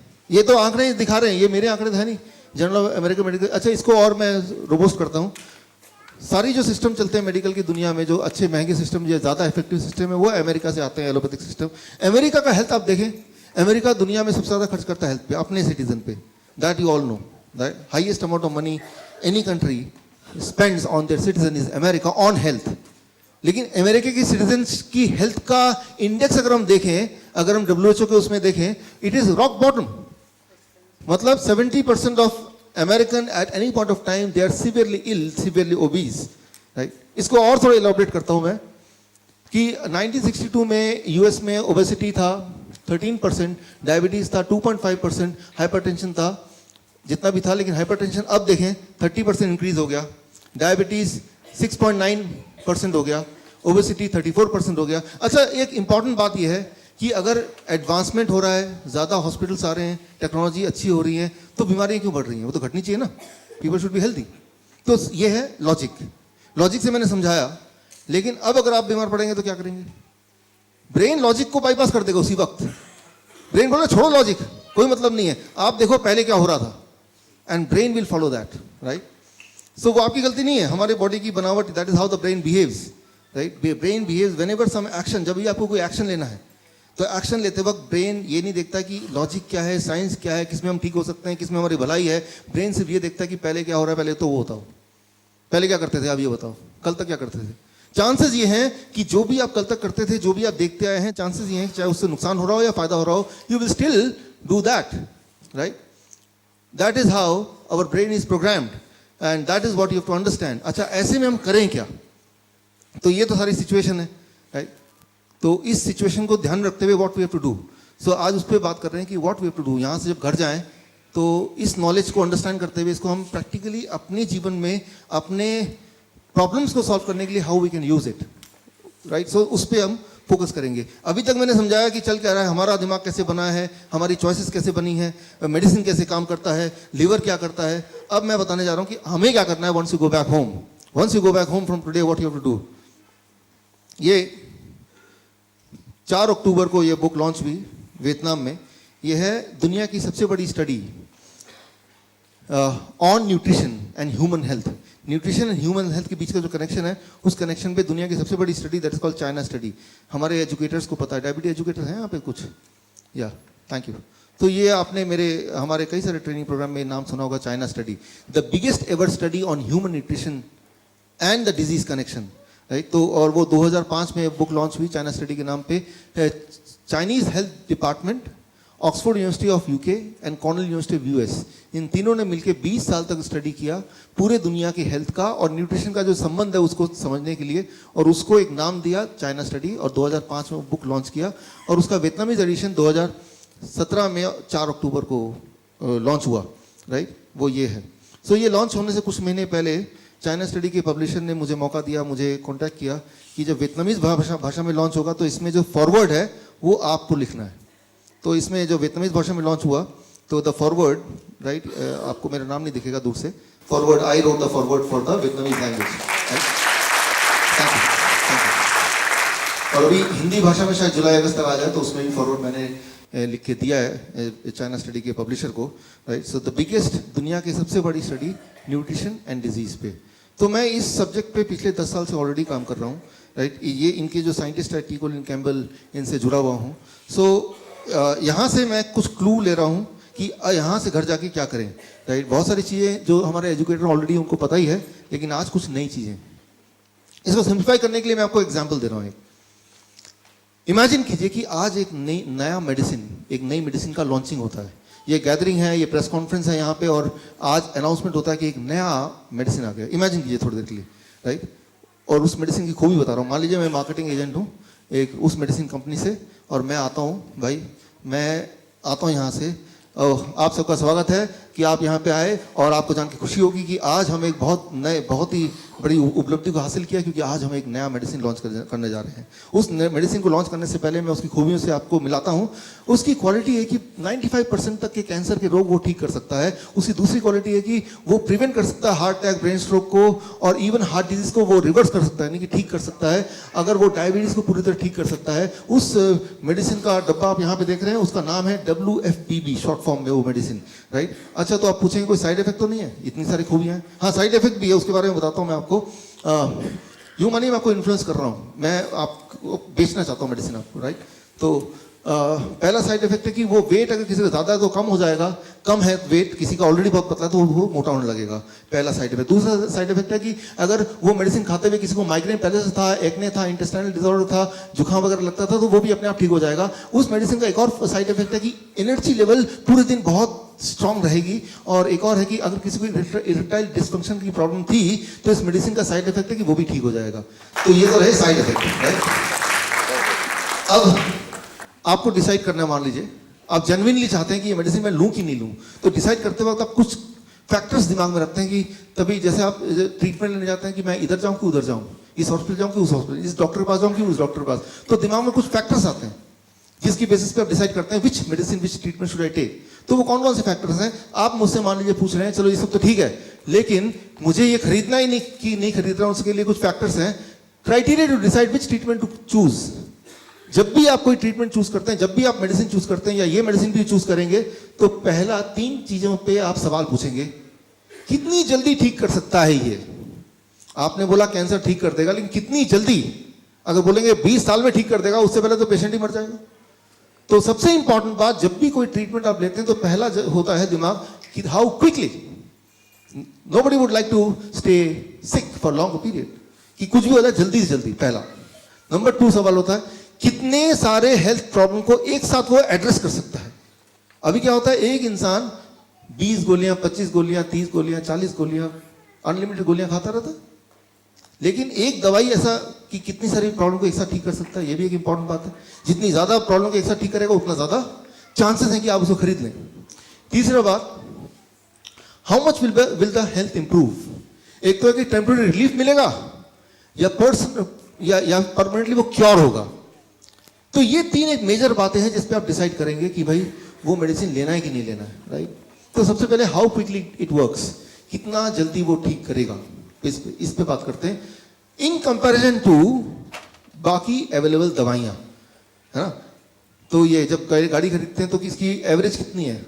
60। अब सोचते हैं कि बाकी की कितनी है, तभी तो ये डिसाइड करते हैं ज़्यादा है कि कम है। तो बाकी को कंपैरिजन, तो मैं इसको एग्जांपल देके साइंटिफिकली एक करता हूँ। 2006 में एक दवाई आई थी रेनोलाजीन, और ये दवाई थी, अभी भी है, एंजाइना, हार्ट, दिल के दर्द होगा तो डॉक्टर पास जाएंगे, ये अगर दवाई देंगे तो ये दवाई कोई 6 हफ्ते तक खाएगा तो फिर उसके हार्ट का जो पेन है, जो एंजाइना, वो कम हो जाएगा। और ये सबसे ज़्यादा फास्टेस्ट टाइम, मतलब 1.5-2 महीने लगेंगे तब भी, और उसके बाद कम होगा। लेकिन साथ में साइड इफेक्ट भी इसके अपने हैं, हेडेक हो सकता है, कॉन्स्टिपेशन हो सकता है, डिजीनेस, नॉसिया हो सकता है। उसके मुकाबले मेरी जो दवाई है, जो मैं भी लॉन्च करने वाला हूं, वो 1 से 2 हफ्ते के अंदर ही वो एंजाइना को गायब कर देगा, पहली बात। दूसरी बात, इसका कोई साइड इफेक्ट नहीं है, राइट। तो क्लियरली, और साइड इफेक्ट है तो वो पॉजिटिव वाले हैं, तो क्लियरली इसमें तो मैं पास हो गया कि ये ज्यादा इफेक्टिव है, ज्यादा क्विक है, राइट। अब आता है कितने सारे हेल्थ की बीमारियों को एक साथ ही एड्रेस कर सकता है। कैंसर को 9 महीने में ठीक कर देगा, हार्ट डिजीज को 1 से 3 महीने में, ओबेसिटी को 1 महीने में, ब्लड प्रेशर को 7 दिन में कंट्रोल कर देगा, ब्लड शुगर को 3 दिन में कंट्रोल कर देगा, राइट। तो ये काफी प्रॉमिसिंग लग रहा है, राइट। और ये सब मैं नहीं बोल रहा हूँ कि मैं बोल रहा हूँ, ये ऑलरेडी साइंटिफिकली प्रूवन है। अच्छा, किसने प्रूव किया, उसका नाम मैं आपको बता दूं, डीन ऑर्नेस। अच्छा, डीन ऑर्नेस कौन था? जब बिल क्लिंटन प्रेसिडेंट थे तो डीन ऑर्नेस उनके डॉक्टर थे। जब ओबामा प्रेसिडेंट थे तो व्हाइट हाउस के डॉक्टर डीन ऑर्नेस थे। अब भी व्हाइट हाउस के डॉक्टर डीन ऑर्नेस हैं। डीन ऑर्नेस हैं जो हाई प्रोफाइल लोगों का और अपॉइंटेड डॉक्टर हैं यूएस के पार्लियामेंट में, राइट। वहां के ऑफिशियल डॉक्टर हैं डीन ऑर्नेस, और उन्होंने प्रूव किया, क्योंकि वो इस पैनल में ऑलरेडी हैं, राइट, कि anybody who adopt this medicine, तो ये वाकई में होता है और ये जर्नल में छपा भी, राइट, द लैंसेट 1990, ये छपा भी। और सिर्फ हार्ट डिजीज नहीं, बाकी चीजें भी छपी। मैं तो सिर्फ एक एग्जांपल दे रहा हूँ बिकॉज समय थोड़ा लिमिटेड है, राइट। सो फर्क सिर्फ इतना है कि ये जो मैं बता रहा हूं WFPB, ये कोई दवाई नहीं है, ये एक फूड पैटर्न है कि कोई भी फूड इस तरह से खाएगा तो इतने दिनों में ये सारी उपलब्धियां उसको मिल सकती हैं। और ये चीजें ऑलरेडी प्रूवन है by many times, and one of the person who proved it is Dean Ornish. कई सारे साइंटिस्ट ने प्रूव किया। चाइना स्टडी की इतनी मोटी किताब है, उसके अंदर पूरे रिसर्च भरे हुए हैं जो ये साबित करता है कि इस तरह से अगर फूड आप खाते हैं, चूज करते हैं। मैंने आपको choice, how we choose a food, वो बताया, सुन के, देख के, सोच के।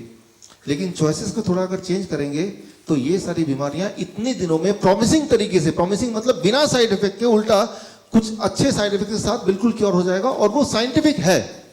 अच्छा, तो अब ये बात आती है कि अगर ये इतना प्रॉमिसिंग है, इतना साइंटिफिक है, ऑलरेडी प्रूवन है, और साइंस में भी है, बुक में भी है, इवन यूएस में लीगल भी है ये, मतलब इंश्योरेंस भी मिलता है इसके अगेंस्ट। कोई बोलेगा कि मुझे ये वाली मेडिसिन खरीदनी है, मतलब ये वाले पैटर्न से मुझे अपने को ठीक करना है, तो उसके लिए भी इंश्योरेंस का वो हकदार है, यूएस में ऑफिशियल है।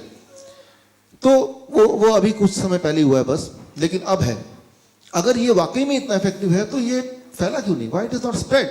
गवर्नमेंट इसके बारे में बताती क्यों नहीं? हमें पता क्यों नहीं है? देखिए, किसी चीज का सच्चा होना या अच्छा होना या साइंटिफिक होना इज नॉट द क्वालिफिकेशन कि वो लोग अडॉप्ट कर लें। मैं आपको उदाहरण दे रहा हूं, आप एक एग्जांपल दे रहा हूं to make you understand. Copernicus आप जानते हैं, जिन्होंने पहली बार बोला था कि अर्थ के चारों तरफ सन नहीं घूमती, सन के चारों तरफ अर्थ घूमती है। और इस बोलने की वजह से उनको बॉयकॉट कर दिया गया था, उनको पब्लिकली रिडिकुल किया गया था, उनकी बुक को छपने से रोक दिया गया था। जिस दिन वो मरे थे बस उसी दिन उनकी बुक छप के आई, उनके हाथ में आई, and that was the last day of his life, right. तो उन्होंने ट्रुथ बोला, साइंटिफिक रूप से वैलिडेट किया, लेकिन लोगों ने उसको नहीं माना। तो क्योंकि एक ट्रेंड दिमाग में चला आ रहा था सालों साल से, हजारों साल से, कि अर्थ सेंटर है और सन उसके इर्द गिर्द घूमता है। तो एक जो पहले से चला आ रहा है उसको बदलना सिर्फ लॉजिक से नहीं बदलेगा, राइट, ट्रुथ से नहीं बदलेगा, it will take some time, right, तभी लोग अडॉप्ट करते हैं। तो वो हमने हिस्ट्री में भी देखा है। लेकिन कुछ लोग ऐसे हैं जो इन्फ्लुएंस नहीं होते पुराने एक्सपीरियंस से, जो साइंस को एकदम लेके अडॉप्ट कर लेते हैं, आप और हमारी तरह कुछ लोग, राइट। बाकी लोग फिर धीरे धीरे धीरे धीरे उसको अडॉप्ट करते हैं। तो ठीक इसी तरह से यहां पे मैं ये बताना चाह रहा हूं कि एक इस तरह का पैटर्न है जिसे WFPB बोलते हैं, and that can really do this, और हर बार हर एक के लिए, राइट। तो अब एक्चुअली ये क्या है और हमें क्या करना है, उस पर हम आते हैं। It is a nutritional food, the talking food, जिस तरह से टाइगर खाता है कि चूज द फूड इन सच ए वे, वो दाने दाने पे लिखा खाने वाले का नाम, कि बॉडी के जिस ऑर्गन को जिस वाली न्यूट्रिशन की जरूरत होगी वो बॉडी खुद ही लेगा। सिर्फ उस टाइगर की तरह हमें चूज करना राइट फूड। वो चूज करने के पीछे का जो एक लॉजिक है या अंडरस्टैंडिंग है, उसको थोड़ा सा मैं आपको समझाना चाहता हूं। अभी क्या अंडरस्टैंडिंग है उसको कैसे थोड़ा सा बदलना है।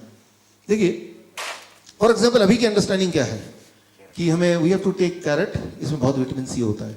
अच्छा, हमें ऑरेंज खाना चाहिए क्योंकि इसमें विटामिन ए होता है, कैरेट में ऑरेंज विटामिन सी होता है। दूध, इसमें बहुत ज़्यादा कैल्शियम होता है। ये है अभी की लॉजिक अंडरस्टैंडिंग। दूध नहीं पिएगा कैल्शियम कहाँ से मिलेगा? ऑरेंज खा लो तो आपको विटामिन सी मिल जाएगा। This is the current logic जिस पे हम अभी की न्यूट्रिशन साइंस चलती है। अभी जो हमने पढ़ा है, सीखा है, डॉक्टर बोलते हैं, न्यूट्रिशनिस्ट बोलते हैं, किताबें बोलती हैं, वो ये है। अब मैं आपसे एक सवाल पूछता हूं, 2 टाइम आप खाना खाते हैं, मान लो एक इंसान 2 बार खाना खाता है। पहला मील उसमें विटामिन सी 100 mg है, दूसरा मील खाता है उसमें विटामिन सी 500 mg है। तो 500 mg मुंह में गया, पेट में गया, राइट। या ये ले लेते हैं, एक आदमी, यही आदमी पहला मील खाता है, दूसरा मील खाता है, तो किस वाले में ज्यादा विटामिन सी उसके बॉडी में जाएगा? पहले वाले में, दूसरे वाले में? पहले वाले। पहले में, दूसरे वाले में, राइट। अब देखिए 3-4 आंसर दे रहे हैं, उनमें से कोई ना कोई आंसर ठीक होना ही चाहिए, राइट। कुछ लोगों को पता है कि यहाँ पे हर चीज का एक उल्टा ही आंसर निकल रहा है, तो उल्टा ही बता दिया कि सीधा तो हो नहीं सकता, जरूर इसमें उल्टा होगा, तो पहले ही वही बता दो। अब समझिए इसको, जब हम कोई भी चीज खाते हैं वो इंटेस्टाइन में जाता है, मैंने आपको बताया था। Now the liver which is the brain, वो डिसाइड करता है कि कितना न्यूट्रिशन की बॉडी को एक्चुअल में ज़रूरत है, राइट। तो ये भी हो सकता है कि 500 mg पेट में गया और उसमें एक भी mg बॉडी के अंदर गया ही नहीं, डिपेंडिंग ऑन कि उसकी ज़रूरत बॉडी को है कि नहीं। That is our gate keeper decide करता है। तो ये कोई लॉजिक नहीं कि हमें ज़्यादा विटामिन सी लेंगे तो ज़्यादा विटामिन सी जाएगा या कम लेंगे तो कम जाएगा। That logic does not work the way we expect. इसका साइंटिफिक एविडेंस मैं आपको दूंगा, राइट। फॉर एग्जाम्पल, एक ऑरेंज लीजिए, आप एक्सपेरिमेंट कीजिए, उसको लैब में दीजिए, उसमें 53 ग्राम अगर फॉर एग्जाम्पल विटामिन सी निकल रहा है। उसी बैच का एक और ऑरेंज लीजिए, उसको भी लैब में दीजिए, उसमें आप देखेंगे 10 गुना ज़्यादा भी ऑरेंज विटामिन सी निकल सकता है। मतलब ये सोच कि इसमें इतना विटामिन सी होगा, उसमें उतना कैल्शियम होगा, ये एक रैंडम सोच है। सेम बैच में सेम 2 फलों में 10 गुना भी वेरिएशन हो सकता है। तो अगर हम ये सोचते हैं कि मैंने 10 संतरे खा लिए तो लगभग इतना विटामिन सी चला गया होगा, वो कैलकुलेशन फेल हो जाएगी। उसी तरह से जिस तरह से अगर आप कैलकुलेट करने लगे कि एक्सेलरेशन, वेलोसिटी, बॉल कैच करने से पहले और फिर आप सोचें अब मैं ज़्यादा बेटर कैच कर पाऊंगा, आई एम श्योर कि आप नहीं कर पाएंगे। उसी तरह से तो ये जो कैलकुलेशन है, ये कैलकुलेशन हम करने के लिए नहीं बने। हमारा जो understanding about this very less and we should not do that calculation, let it happen by the liver, right. उसको करना चाहिए ना कि हमें करना चाहिए। अब देखिए इसको, let me make you understand.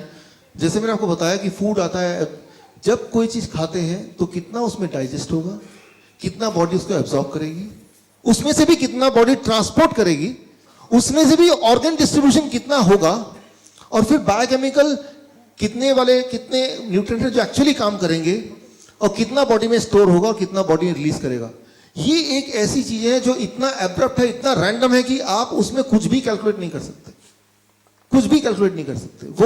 उसकी जो अंडरस्टैंडिंग है वो अभी तक इवॉल्व हुई ही नहीं है।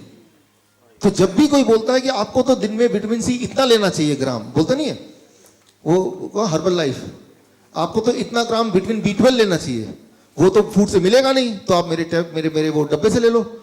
फिर आप भी सोचते हैं यार हेल्थ नहीं तो क्या, तो आप अपना पैसे कमाई का कुछ पार्ट उसमें दे देते हैं। हर्बल लाइफ है और what ever it is, right, Nutrilite है। तो वो कैलकुलेशन नहीं हो सकती, राइट। वो कैलकुलेशन एक रैंडम कैलकुलेशन है, उस कैलकुलेशन को बेस हो ही नहीं सकता। बिकॉज जब आप कुछ खाते हैं, जैसे मैंने बताया, कितना बॉडी में डिस्ट्रीब्यूट होने वाला है किसी भी एक पल, वो टोटली एक अलग बॉडी की इंटेलिजेंस है, सेलुलर इंटेलिजेंस।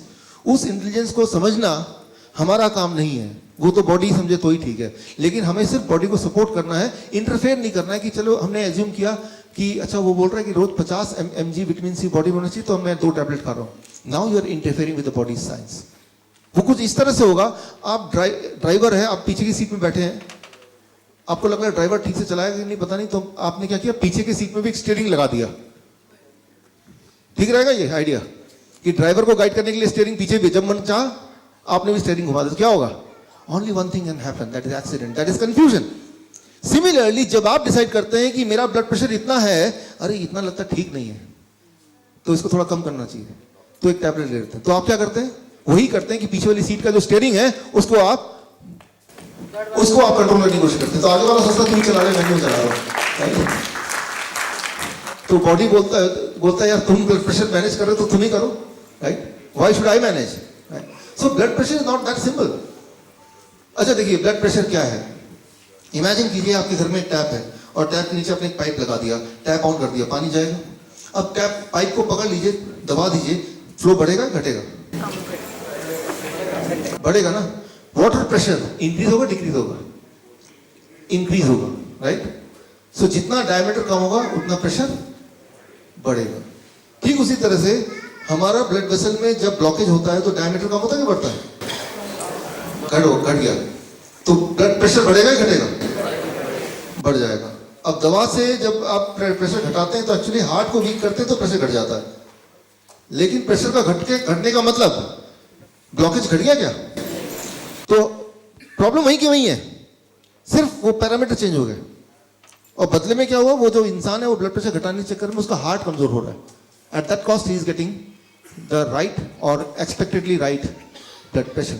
तो मैं ये बोलना चाह रहा हूं कि मैं ऐसा नहीं बोल रहा हूं कि हाई ब्लड प्रेशर ठीक है, लेकिन मैं ये बोलना चाह रहा हूं कि अगर हाई ब्लड प्रेशर है भी और लेकिन दवा लेके ठीक कर रहे हैं तो that is something not expected, right. अगर ड्राइवर गलत डायरेक्शन में गाड़ी चला भी रहा है तब भी आप पीछे की स्टीयरिंग से नहीं कंट्रोल कर सकते उसको। अभी तो सिर्फ गलत डायरेक्शन जा रहा है, फिर तो एक्सीडेंट ही हो जाएगा ना। राइट, कम से कम कहीं जा तो रहे कम से कम, right. So that is what I mean. We should not interfere with the body's functioning in the way, right, as a main driver, right. तो वो वाला इंटरफेरेंस हम ना करें तो ठीक है. नाउ एक बहुत नेचर, दुनिया का सबसे बड़ा एक बहुत ही रेस्पेक्टेड प्रेस्टीजियस जर्नल है, a very prestigious journal, it's called nature, right. So nature journal में इन्होंने प्रूव किया कि जब भी कोई न्यूट्रिशन मतलब विटामिन सी हो गया, विटामिन ए हो गया, बीटा कैरोटीन, या फिर और कोई मिनरल हो गया, जब वो फ्रूट्स के या सब्जियों के अंदर रहता है तो उसकी ताकत काम करने की कई गुना 263 टाइम ज़्यादा होती है इन कंपैरिजन टू जब उस न्यूट्रिशन को अलग से निकाल के एक टैबलेट में भर के आप उसको खाने लगते हैं. It doesn't work the way it should work. For example, मान लीजिए हम बोलते हैं कि विटामिन सी से इम्यूनिटी बढ़ती है, तो विटामिन सी गोलियां खा रहे हैं. अच्छा, मैं बोल दूं, आपसे पूछूं, गाड़ी जब चलता है तो गाड़ी आगे बढ़ रहा है, इसलिए कौन रिस्पॉन्सिबल है? मतलब गाड़ी का कौन सा पार्ट की वजह से गाड़ी आगे चलता है? कौन सा? इंजन. तो गाड़ी आगे चलती है बिकॉज इंजन उसको आगे ले जाता है, राइट. अच्छा, ऐसी बात है. तो मैं इंजन को उठाता हूं, बाहर निकाल देता हूं, इंजन को और बैठ जाता हूं, क्या अभी गाड़ी मैं आगे बढ़ जाऊंगा? नहीं. वो इंजन तभी आपको गाड़ी आगे ले जाएगा जब वो गाड़ी का पार्ट होगा. अलग से वो बेकार है, पावरफुल है लेकिन अलग से कोई पावर नहीं है उसकी, राइट. इट इज राइट कि विटामिन सी आपकी इम्यूनिटी को स्ट्रॉन्ग करेगी और करती है when it is a part of the whole. जब पूरे उसका एक पार्ट है तभी उसके वो कर सकती है. वो उसको अलग ले लोगे and then you expect the same result, it do not happen. ऐसा होता नहीं है, राइट. सो अच्छा, ये जो सारा मेडिसिन का पूरा ये जो आया है पिछले 50 साल में, ये बना कैसे? Right, which we call medical science. Ayurveda को साइंस नहीं बोलते हैं, किसी और को साइंस नहीं बोलते, मेडिकल को साइंस क्यों बोलते हैं? How it came? क्योंकि इसके पीछे का जो बैकअप है वो साइंस का बैकअप है. किस तरह का, मैं आपको एग्जांपल देता हूं. 1922 में, ये बहुत बड़ा एग्जांपल है. साइंस एक बहुत बड़ा जर्नल है नेचर की तरह, बहुत ही बड़ा जर्नल है, मोस्ट रेस्पेक्टेड जर्नल साइंस. इसमें एक रिपोर्ट आई, vitamin E discovered in green leafy vegetable with a major health benefit. ये देखा गया कि विटामिन ई जो है वेजिटेबल में जो पाया जाता है उससे बहुत ज़्यादा हेल्थ अच्छी रहती है. ये एक रिपोर्ट है. और साइंस में जो रिपोर्ट आती है वो भगवान का दिया हुआ बनाया हुआ रूल बन गया, मतलब अनचैलेंज्ड. मतलब उसको कई कड़े मतलब ऑब्स्टिकल पास करना पड़ता है तभी जाके वो रिपोर्ट छपती है फाइनली, राइट. बायस्ड रिपोर्ट नहीं छप सकती, ओरिजिनल रिपोर्ट छपती है. तो ये रिपोर्ट के बाद ये देखा गया 1993 फर्दर ये प्रूव हुआ कि ऐसे लोग जिनकी बॉडी में विटामिन ई ब्लड में ज़्यादा है होती है उनका हार्ट डिजीज कम होता है. तो पहले तो ये प्रूव हुआ विटामिन ई वेजिटेबल्स में जो है वो हेल्थ के लिए बड़ा अच्छा है. साथ में ये भी प्रूव कर दिया गया विटामिन ई ज़्यादा ब्लड में तो हार्ट डिजीज कम. क्लियर?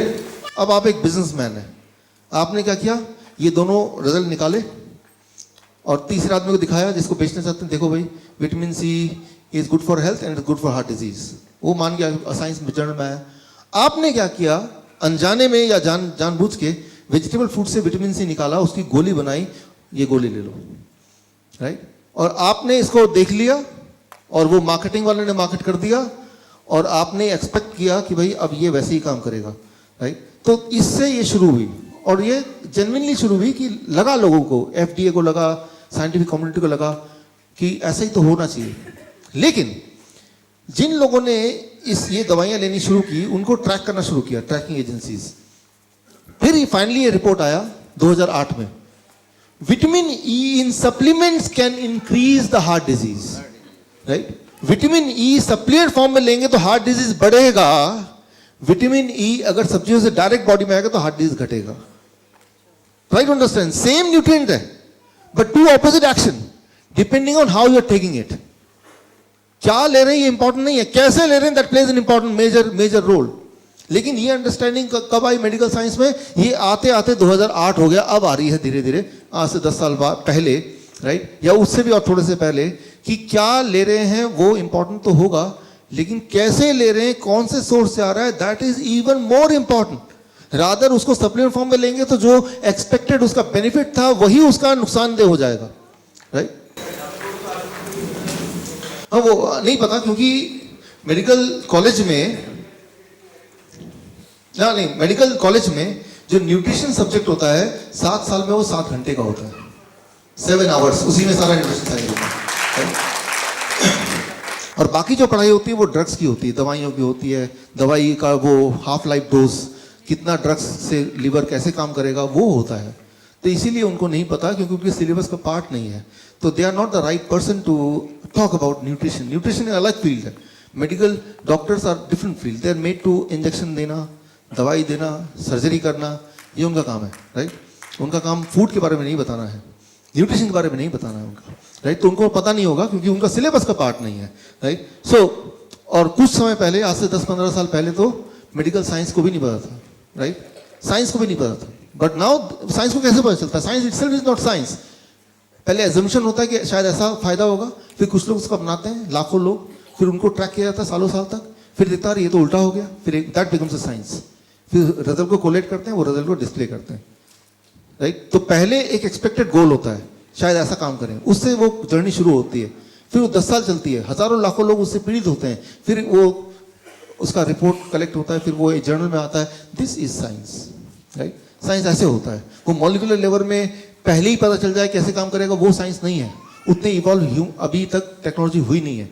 अब देखिए, ये है journal of American medical association का रिपोर्ट, और similarly vitamin E supplement leads to higher cancer episode. Vitamin E vegetable से आएगा तो कैंसर कम करेगा, लेकिन अगर वही सप्लीमेंट फॉर्म में आएगा तो कैंसर बढ़ाएगा, राइट? सो जितने सारे विटामिन के ऊपर ट्रायल्स हुए, वो सारे ट्रायल्स को मिला दें, एक रिपोर्ट निकालें, तो उसे बोलते हैं मेटा एनालिसिस। और उसमें भी सेम ही बात की जा रही है कि अगर कोई सप्लीमेंट फॉर्म में कोई चीज़ आप लेंगे तो वो हार्ट की डिजीज को बढ़ाता है, लेकिन कोई नेचुरल फॉर्म में अगर आता है तो हार्ट की डिजीज को घटाता है। तो ये रिपोर्ट भर रिपोर्ट है, और ऐसे कई के रिपोर्ट्स हैं। मैं सारे रिपोर्ट अभी दिखा नहीं सकता, लेकिन जो हमारे डायबिटीज एजुकेटर्स हैं, जब यहाँ से जाएंगे आप लोग, जो डायबिटीज, आपको एक कार्ड मिलेगा विच इज कॉल्ड CME कार्ड। उस कार्ड के थ्रू आप इसके और डिटेल रिपोर्ट एक्सेस करना चाहते हैं तो वो एक्सेस कर सकते हैं, those who are diabetes educators, right? So एक और एग्जाम्पल देता हूँ, one last example, beta carotene from fruits and vegetable blocks the cancer growth. Beta carotene अगर फ्रूट एंड वेजिटेबल से बॉडी में जाता है तो वो कैंसर की ग्रोथ को वहीं रोक देता है, 1981, राइट? तो लेकिन इसका मतलब ये नहीं कि बीटा कैरोटीन अगर सप्लीमेंट फॉर्म में लेंगे तो सेम इफेक्ट आएगा, बल्कि इफेक्ट उल्टा हो गया। अगर वो सप्लीमेंट फॉर्म में आएगा तो it increases the death because of cancer by 46%। So the conclusion is, कोई भी चीज जब ले रहे हैं, वही वाला न्यूट्रिएंट अगर नेचुरल फॉर्म में है तो एक अलग ढंग से काम करता है, और वो न्यूट्रिएंट अगर नेचुरल फॉर्म से हटा के अगर वैसे लेने लगते हैं तो वो टोटली उसके उल्टे डायरेक्शन में काम करता है, उल्टे डायरेक्शन में। ऐसा नहीं कि उससे कुछ फायदा नहीं हो रहा है, फायदा तो नहीं हो रहा है, लेकिन उल्टा नुकसान हो रहा है, और वो बहुत ही जबरदस्त नुकसान हो रहा है, राइट? सो तो ऐसे बहुत सारे एग्जाम्पल्स हैं। इसको कंक्लूड करते हैं इस बात को। मान लीजिए एक एप्पल लेते हैं, उसको लैब में डालते हैं, तो एप्पल के अंदर जो न्यूट्रिएंट है वो ये सारे लिस्ट किया हुआ है मैंने, करीब 100 से ज़्यादा न्यूट्रिएंट है in apple. There are about 100 nutrient. तो वो 100 न्यूट्रिएंट जब टुगेदर होते हैं आपस में, राइट, तो जाके वो न्यूट्रिएंट आपको वो वाले लाभ देते हैं जो लाभ की आप उम्मीद करते हैं। लेकिन उसके बीच में से अगर विटामिन बी निकाल दिया, एक टैबलेट बना दिया, विटामिन सी निकाल दिया, एक और टैबलेट बना दिया, अब क्या है कि वो ठीक उसी तरह से होगा कि आपको लगता है कि गाड़ी में सोफे में बैठते हैं, गाड़ी का सोफा निकाल दिया, स्टेट निकाल दिया, then again expecting the same result, वो रिजल्ट नहीं आएगा, राइट? इनफैक्ट जब आप एक सेब खाते हैं तो सेब खाने के बाद बॉडी में जितने सारे केमिकल रिएक्शंस होते हैं, वो सारे रिएक्शंस को अगर आप चार्ट में बनाएंगे, राइट, वो चार्ट का 1% इज दिस, 1%,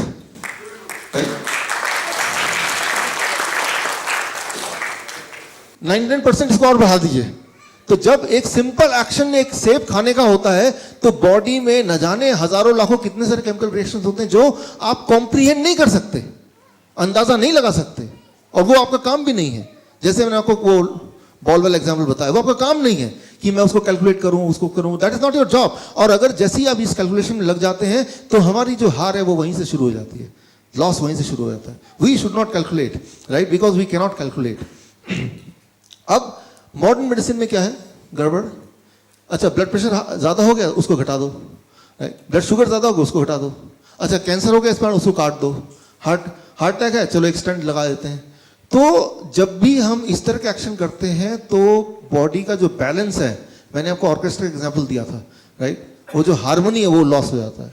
जब हारमोनी लॉस होगी तो वो इंसान ज़्यादा दिन तो जिंदा नहीं रहेगा, वो बीमार ही रहेगा हारमोनी को लॉस करके। मान लीजिए आपको मारुति की गाड़ी है, उसके एक टायर का खराब हो गया, उसमें ट्रक का टायर फिट कर दिया, वो कितना भी अच्छा टायर क्यों ना हो, मारुति गाड़ी और आगे नहीं चल सकती, right. So try to understand, हमें बैलेंस, हाँ टायर खराब हो गया तो क्या करें ये नहीं पता क्या करना है, लेकिन अगर ट्रक का टायर डालेंगे तो काम नहीं करेगा, ये मैं पक्का बता सकता हूँ, राइट। सो कई बार लोग मुझसे पूछते हैं सर अब बीमार पड़ गए तो क्या करें। अच्छा टीवी मेरा खराब हो गया, क्या करें, तो मैं टीवी उठा के बच्चे के हाथ में नहीं दे दूंगा, पीछे खोल के वो कुछ भी करेगा तो गड़बड़ी होगा, राइट। तो टीवी, बीमार पड़ने के बाद मेडिसिन खाना ठीक वैसे ही होगा कि भाई टीवी खराब होने के बाद टीवी खोल के एक छोटे बच्चे को दे दिया, भाई इसको ठीक करने की कोशिश कर, राइट। तो मैं ये नहीं बोल रहा हूँ ठीक कैसे करना है नहीं करना है, लेकिन मैं ये बोल रहा हूँ कि उसको और खराब नहीं करना, कम से कम need not to make it more sick, right. So now अगर ह्यूमन डिजीज की बात करें, इंटरनेशनल क्लासिफिकेशन ऑफ डिजीज 10, तो 1662 में पहली बार ये लिखा गया कि इंसान कितने तरह से बीमार पड़ सकता है, और वो था 81 तरीके से बीमार पड़ सकता है। और उसका जो लेटेस्ट एडिशन है दैट इज कॉल्ड ICD-10, अब वो फिगर आ गया 81 से 8000। इंसान आज की तारीख में 8000 तरीके से बीमार पड़ सकता है, 8000। लेकिन मैंने आपको शुरू में बता दी, इंसान एक्चुअली एक ही तरीके से बीमार पड़ता है मोस्ट ऑफ द टाइम, कि वो चिपचिपा हो जाता है ब्लड वेसल, देन इन्फ्लेमेशन होती है वहाँ पे, देन वहाँ ब्लॉकेज बनते हैं, और ब्लॉकेज जहाँ भी बना, जिस भी ऑर्गन में बना, वो ऑर्गन काम नहीं करेगा तो उसी का एक नाम दे देते हैं, right. Arthritis, gastritis, pancreatitis, otitis. Itis देख रहे हैं आप, आइटिस सुन रहे हैं, आइटिस का मतलब वहाँ पे घाव, उस ऑर्गन में घाव, राइट। तो बीमारी एक ही है, उसके नाम बढ़ते गए, अब 8000 हो गए, और हर बीमारी के 10-10 दवाइयाँ हैं, 80,000 different kind of medicine at least. So और उसके हज़ारों ब्रांड्स हैं, उसके हज़ारों डोजेज हैं, राइट, उसके हज़ारों कॉम्पोजिशंस हैं, कॉम्बिनेशंस हैं। So that is how the human disease वो बढ़ता ही जा रहा है, बढ़ता ही जा रहा है, राइट। सो नाउ यहाँ पे कंक्लूजन ये करें कि तो करना क्या है। मेडिकल मॉडर्न मेडिसिन जो सिम्टम बेस्ड है वो कॉस्ट बेस्ड नहीं। सिम्टम क्या होता है, कॉज क्या होता है, मैं इसको समझाता हूँ, इस पर फोकस करेंगे तो will reach to the solution. मान लीजिए यहाँ से आप घर जाते हैं, घर जाके देखते हैं, घर जैसे ही एंटर करते हैं, लॉक खोलते हैं, दरवाजा के अंदर जाते हैं, कितनी बदबू आ रही है, पता नहीं बदबू आ रही है, लगता है चूहे मरने की बदबू आ रही है, राइट, रहा नहीं जा रहा बिल्कुल। अब आप जाते हैं दोस्त के पास, किसी डॉक्टर के पास, किसी वैसे तो कोई वेल विशर के पास, घर में रहा नहीं जा रहा, बहुत बदबू आ रही है। वो बोलेगा अच्छा ये परफ्यूम लो, 2 दिन बाद 2 बार छिड़क लेना। 2 बार छिड़कते हैं, बदबू गायब, खुशबू आ रही है, लेकिन उसकी जो इफेक्ट है कम हो गया। वो जो चूहा जो मरा पड़ा था कोने में, वो जैसे जैसे समय बढ़ रहा है वो बदबू कम हुई, घटेगी बढ़ेगी, बढ़ेगी ना, राइट। लेकिन आप देख रहे हैं 2 बार में काम नहीं कर रहा, आपने दोबारा उस दोस्त के पास जाते हैं, यार आपने वो दिया था परफ्यूम, लेकिन यार उसके बावजूद भी बदबू आ रही, बोलेगा इसको 2 बार छिड़क दो तो 4 बार छिड़क लो, 4 बार छिड़कते तो काम बन जाता है। लेकिन कुछ समय तक, क्योंकि अभी सड़ रहा है, वो थोड़ा और सड़ेगा, राइट। फिर बोलेगा मैं ये इंपोर्टेड परफ्यूम लाया हूं, अब इसको ट्राई करो, राइट। तो लेकिन अगर मैं पूछूं सीधे सीधे कि सोल्यूशन क्या है इसमें, व्हाट इज द सोल्यूशन, अरे भाई वो चूहा ढूंढो, जहां भी उठा के फेंको, प्रॉब्लम इज सॉल्व। तो सिम्टम क्या है, वो जो बदबू है दैट इज सिम्टम। तो सिम्टम को नहीं ठीक करना है। ब्लड प्रेशर बढ़ा हुआ आ रहा है, ठीक नहीं है, तो लेकिन ब्लड प्रेशर बढ़े को नहीं ठीक करना है, वो तो सिम्टम हुआ, राइट। वो हुआ क्यों, स्टोन है, स्टोन को निकाल दिया दोबारा स्टोन हो जाएगा, लेकिन स्टोन हुआ ही क्यों, वो कॉज को ठीक करेंगे तो बॉडी, याद रखिए, जिस चीज को बॉडी बना सकती है उस चीज को बॉडी डिसॉल्व भी कर सकती है।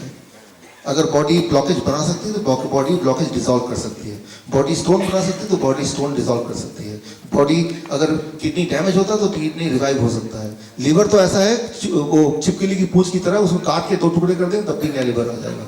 तो बॉडी के पास हीलिंग प्रॉपर्टीज हैं, लेकिन हीलिंग करने के जो टूल्स हैं वो टूल्स आपको देने हैं, लाइक द टाइगर, राइट।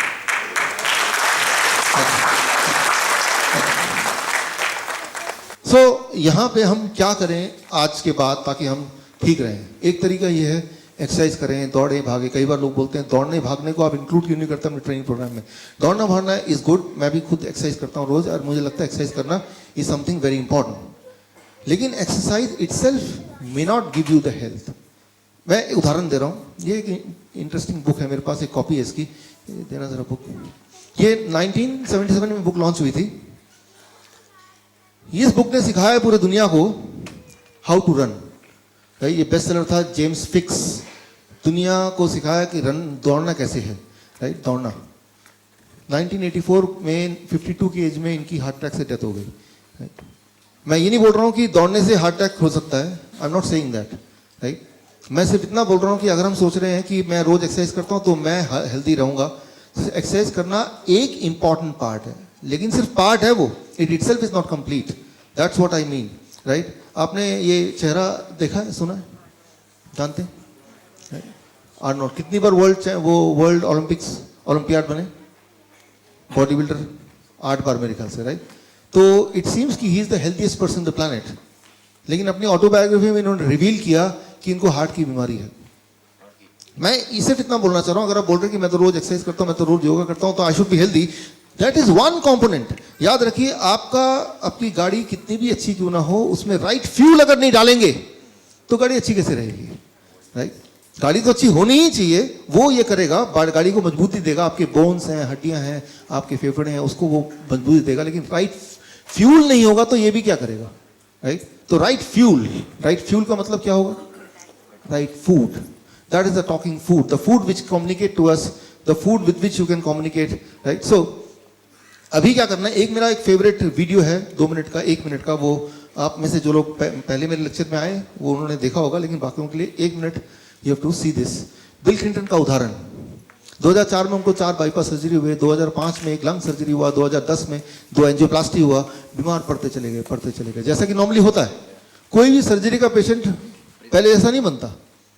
हमारे पड़ोस में वर्मा जी हैं, और बाईपास सर्जरी के बाद मिले, मैंने कहा कैसे हैं? नहीं अब मैं ठीक हूँ, 4 चक्कर लगाता हूँ और तेल बंद कर दिया, गुस्सा भी नहीं करते हैं, टाइम पे सो जाते हैं, अब मैं ठीक हूँ। ये सारा पहले ही कर लेते हैं ना सर्जरी के तो ठीक हुए हैं लाइफस्टाइल बदलने से, लेकिन वो समझ आने के लिए वो 5 लाख खर्च कर दिए, वो सब कुछ कर दिया, अब जाकर वो समझ आई। तो बाईपास सर्जरी ने उनके हार्ट को ठीक नहीं किया, उनके दिमाग को ठीक कर दिया।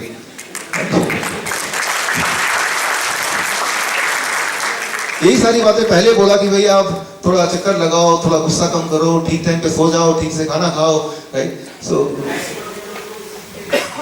दैट इज व्हाट सो दिमाग को ठीक करना है तो कोई कारण है, सो प्लेसेबो इफेक्ट, राइट। सो बिल क्लिंटन की हम बात कर रहे थे। 2010 में उनको किसी ने चाइना स्टडी के बारे में बताया, तो बुक, राइट, 2010 में उनको ये बुक मिली, ये तो वियतनामीज एडिशन, इंग्लिश एडिशन मिला। उन्होंने फिर सोचा कि बुक में जो मैंने बताया WF आगे क्या था, PB, कि वो वाला मेडिसिन मुझे लेना है, मतलब वो लाइफस्टाइल लेना है, एंड ही टुक इट, उन्होंने किया, और कुछ दिनों के अंदर उनकी हार्ट की बीमारी गायब हो गई, मोटे से पतले हो गए, दिमाग जो बहुत स्लो चल रहा था वो अब तेजी से चलने लगा, और वो बहुत ज़्यादा एनर्जेटिक हो गए, दवाइयाँ सारी छूट गई। तब 2010, आज 2018 है, तब से लेके अब तक he never fail sick again. और इलेक्ट्रॉनिक मीडिया ने देखा, इंटरनेशनल मीडिया ने देखा कि बीमार एक इंसान था, लेकिन अब वो इतना एनर्जेटिक जितना वो पहले नहीं था जब वो प्रेसिडेंट थे, even more handsome than when he was the president of America. पूछा कि आपके नए हेल्थ का राज क्या है, उन्होंने जो राज खोला, आप देखिए उन्होंने क्या बोला।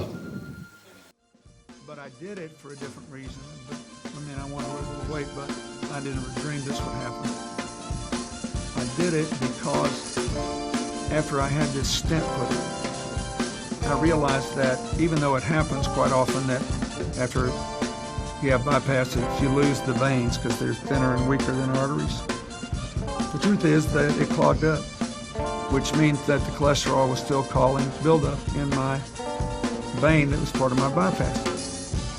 And thank God I could take the stents. I don't want it to happen again. So I did all this research and I saw that 82% of the people since 1986 who have gone on a plant-based, no dairy, no meat of any kind, no chicken and turkey. I eat very little fish. Once in a while I'll have a little fish, not often. If you can do it, 82% of the people who've done that have begun to heal themselves. Their arterial blockage cleans up, the calcium deposit around their heart breaks up, This movement has been led by a doctor named Caldwell Esselstyn at the Cleveland Clinic, Dean Ornish and Minoa in California, the doctors Campbell, father and son, who wrote the China study, and a handful of others. But we now have 25 years of evidence. And so I thought, well, since I need to lose a little weight for Chelsea's wedding, I'll become part of this experiment. I'll see if I can be one of those that can have a self-clearing mechanism. We'll see. I hope you're healthy for many years and get to see grandchildren for many years. Me to too. come. That's really the big deal. Do you know why?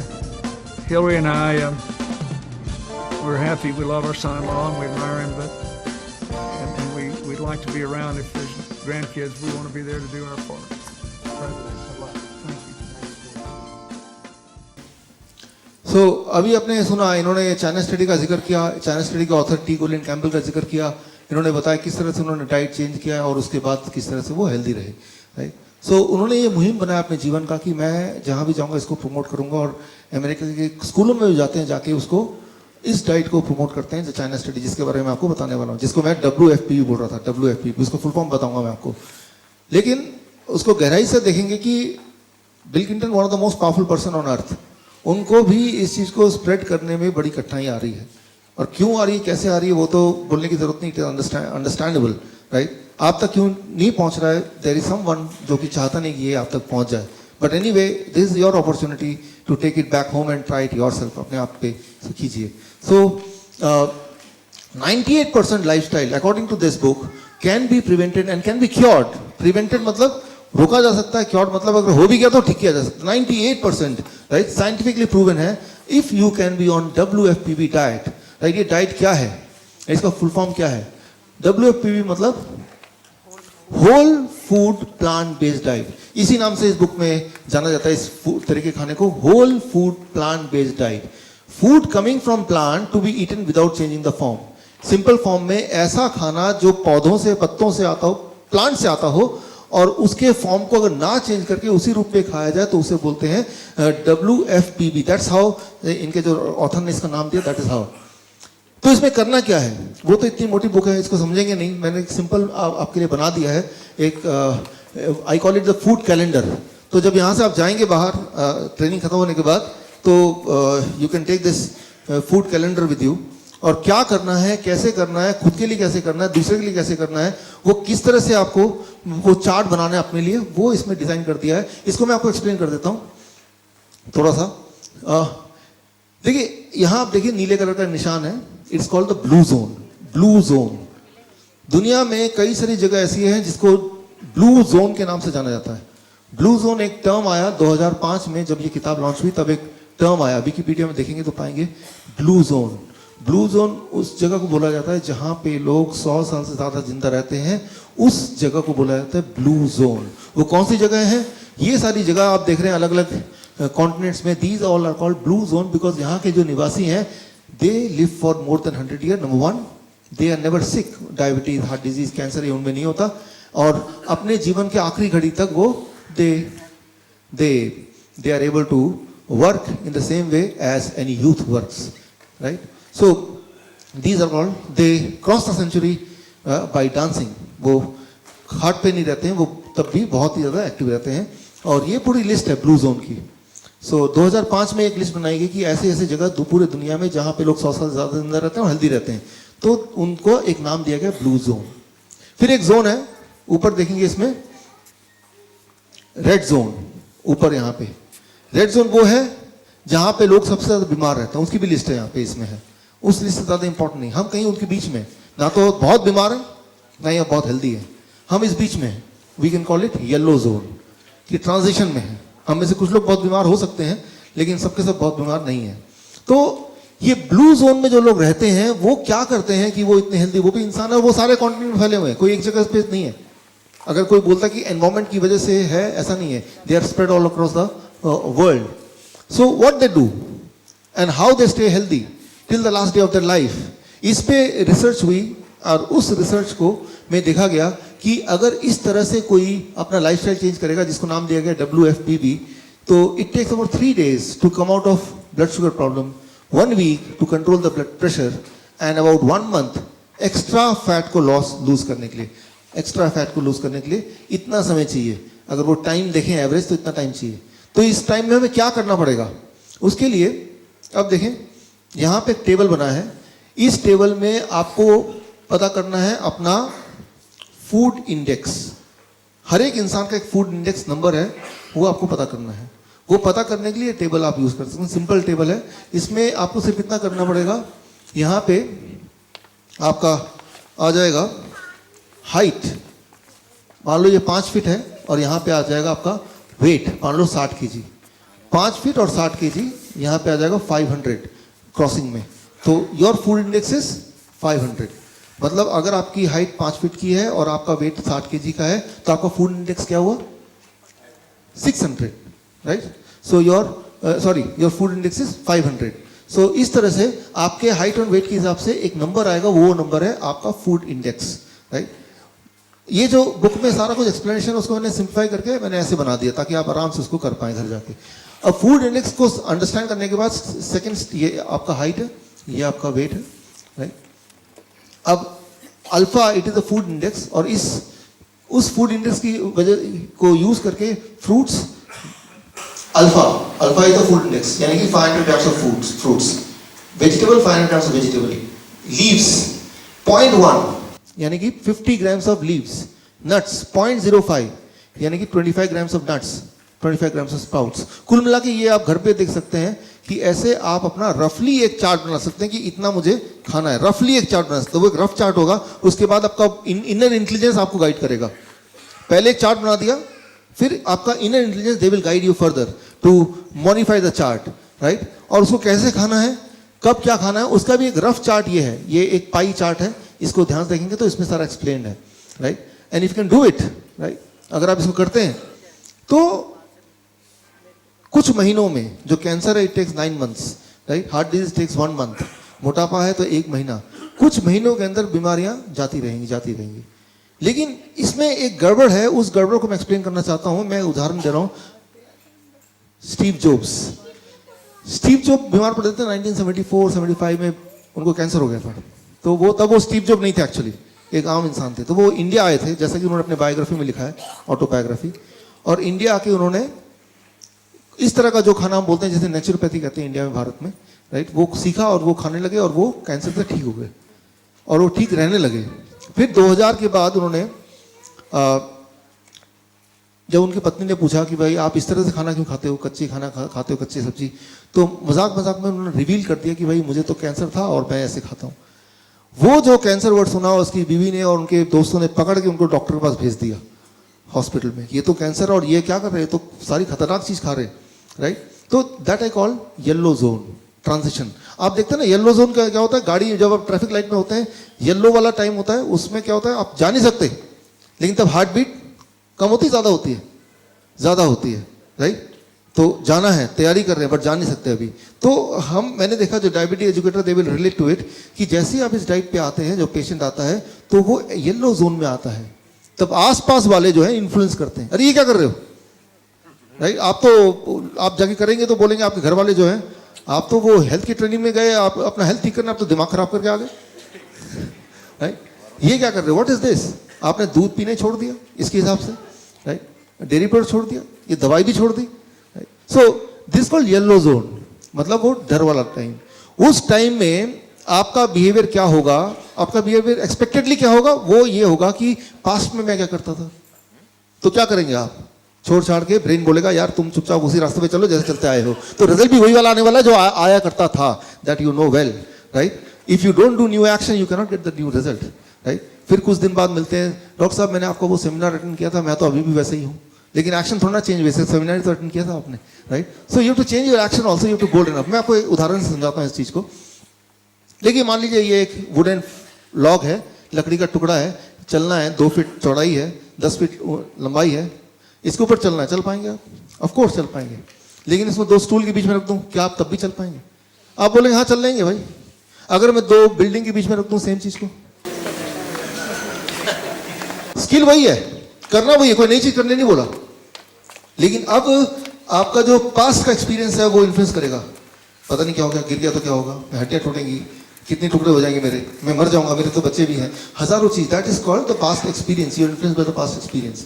तो आप बोलेंगे शायद नहीं चल पाएंगे, है ना। अच्छा, मैं एक और सिचुएशन देता हूँ कि आपकी आंखों में पट्टी है, एक हेलीकॉप्टर आपको उठाता है, पूरे शहर का चक्कर लगा के आपको वहां पे ड्रॉप कर देता है। आपको ये नहीं बताया जाता कि आपको जमीन पे है कि हवा में, आपको बस एक आवाज सुनाई देती पीछे से, सब ठीक है आगे बढ़ो, चल पाएंगे। और जब आधे तक पहुंचे फिर बोला अपनी पट्टी हटा लो। अब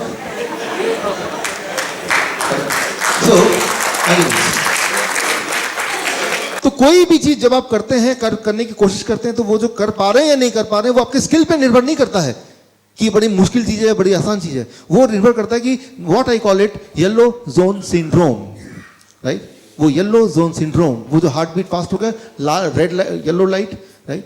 तो जब हम को इस डाइट, जो भी डाइट अभी आपकी है उसको चेंज करके, जो भी आप मेडिसिन ले रहे हैं उसको चेंज करके जब सोचते हैं चलो ये करके देखते हैं, उस दौरान आपके आसपास के लोग हैं वो उठा के आपको धक्का देते हैं येलो जोन सिंड्रोम में, और चांसेस ये हैं कि यू सकम टू इट, और आप सोचते हैं छोड़ो यार कौन पंगे ले, जो चल रहा था चलने दो, राइट।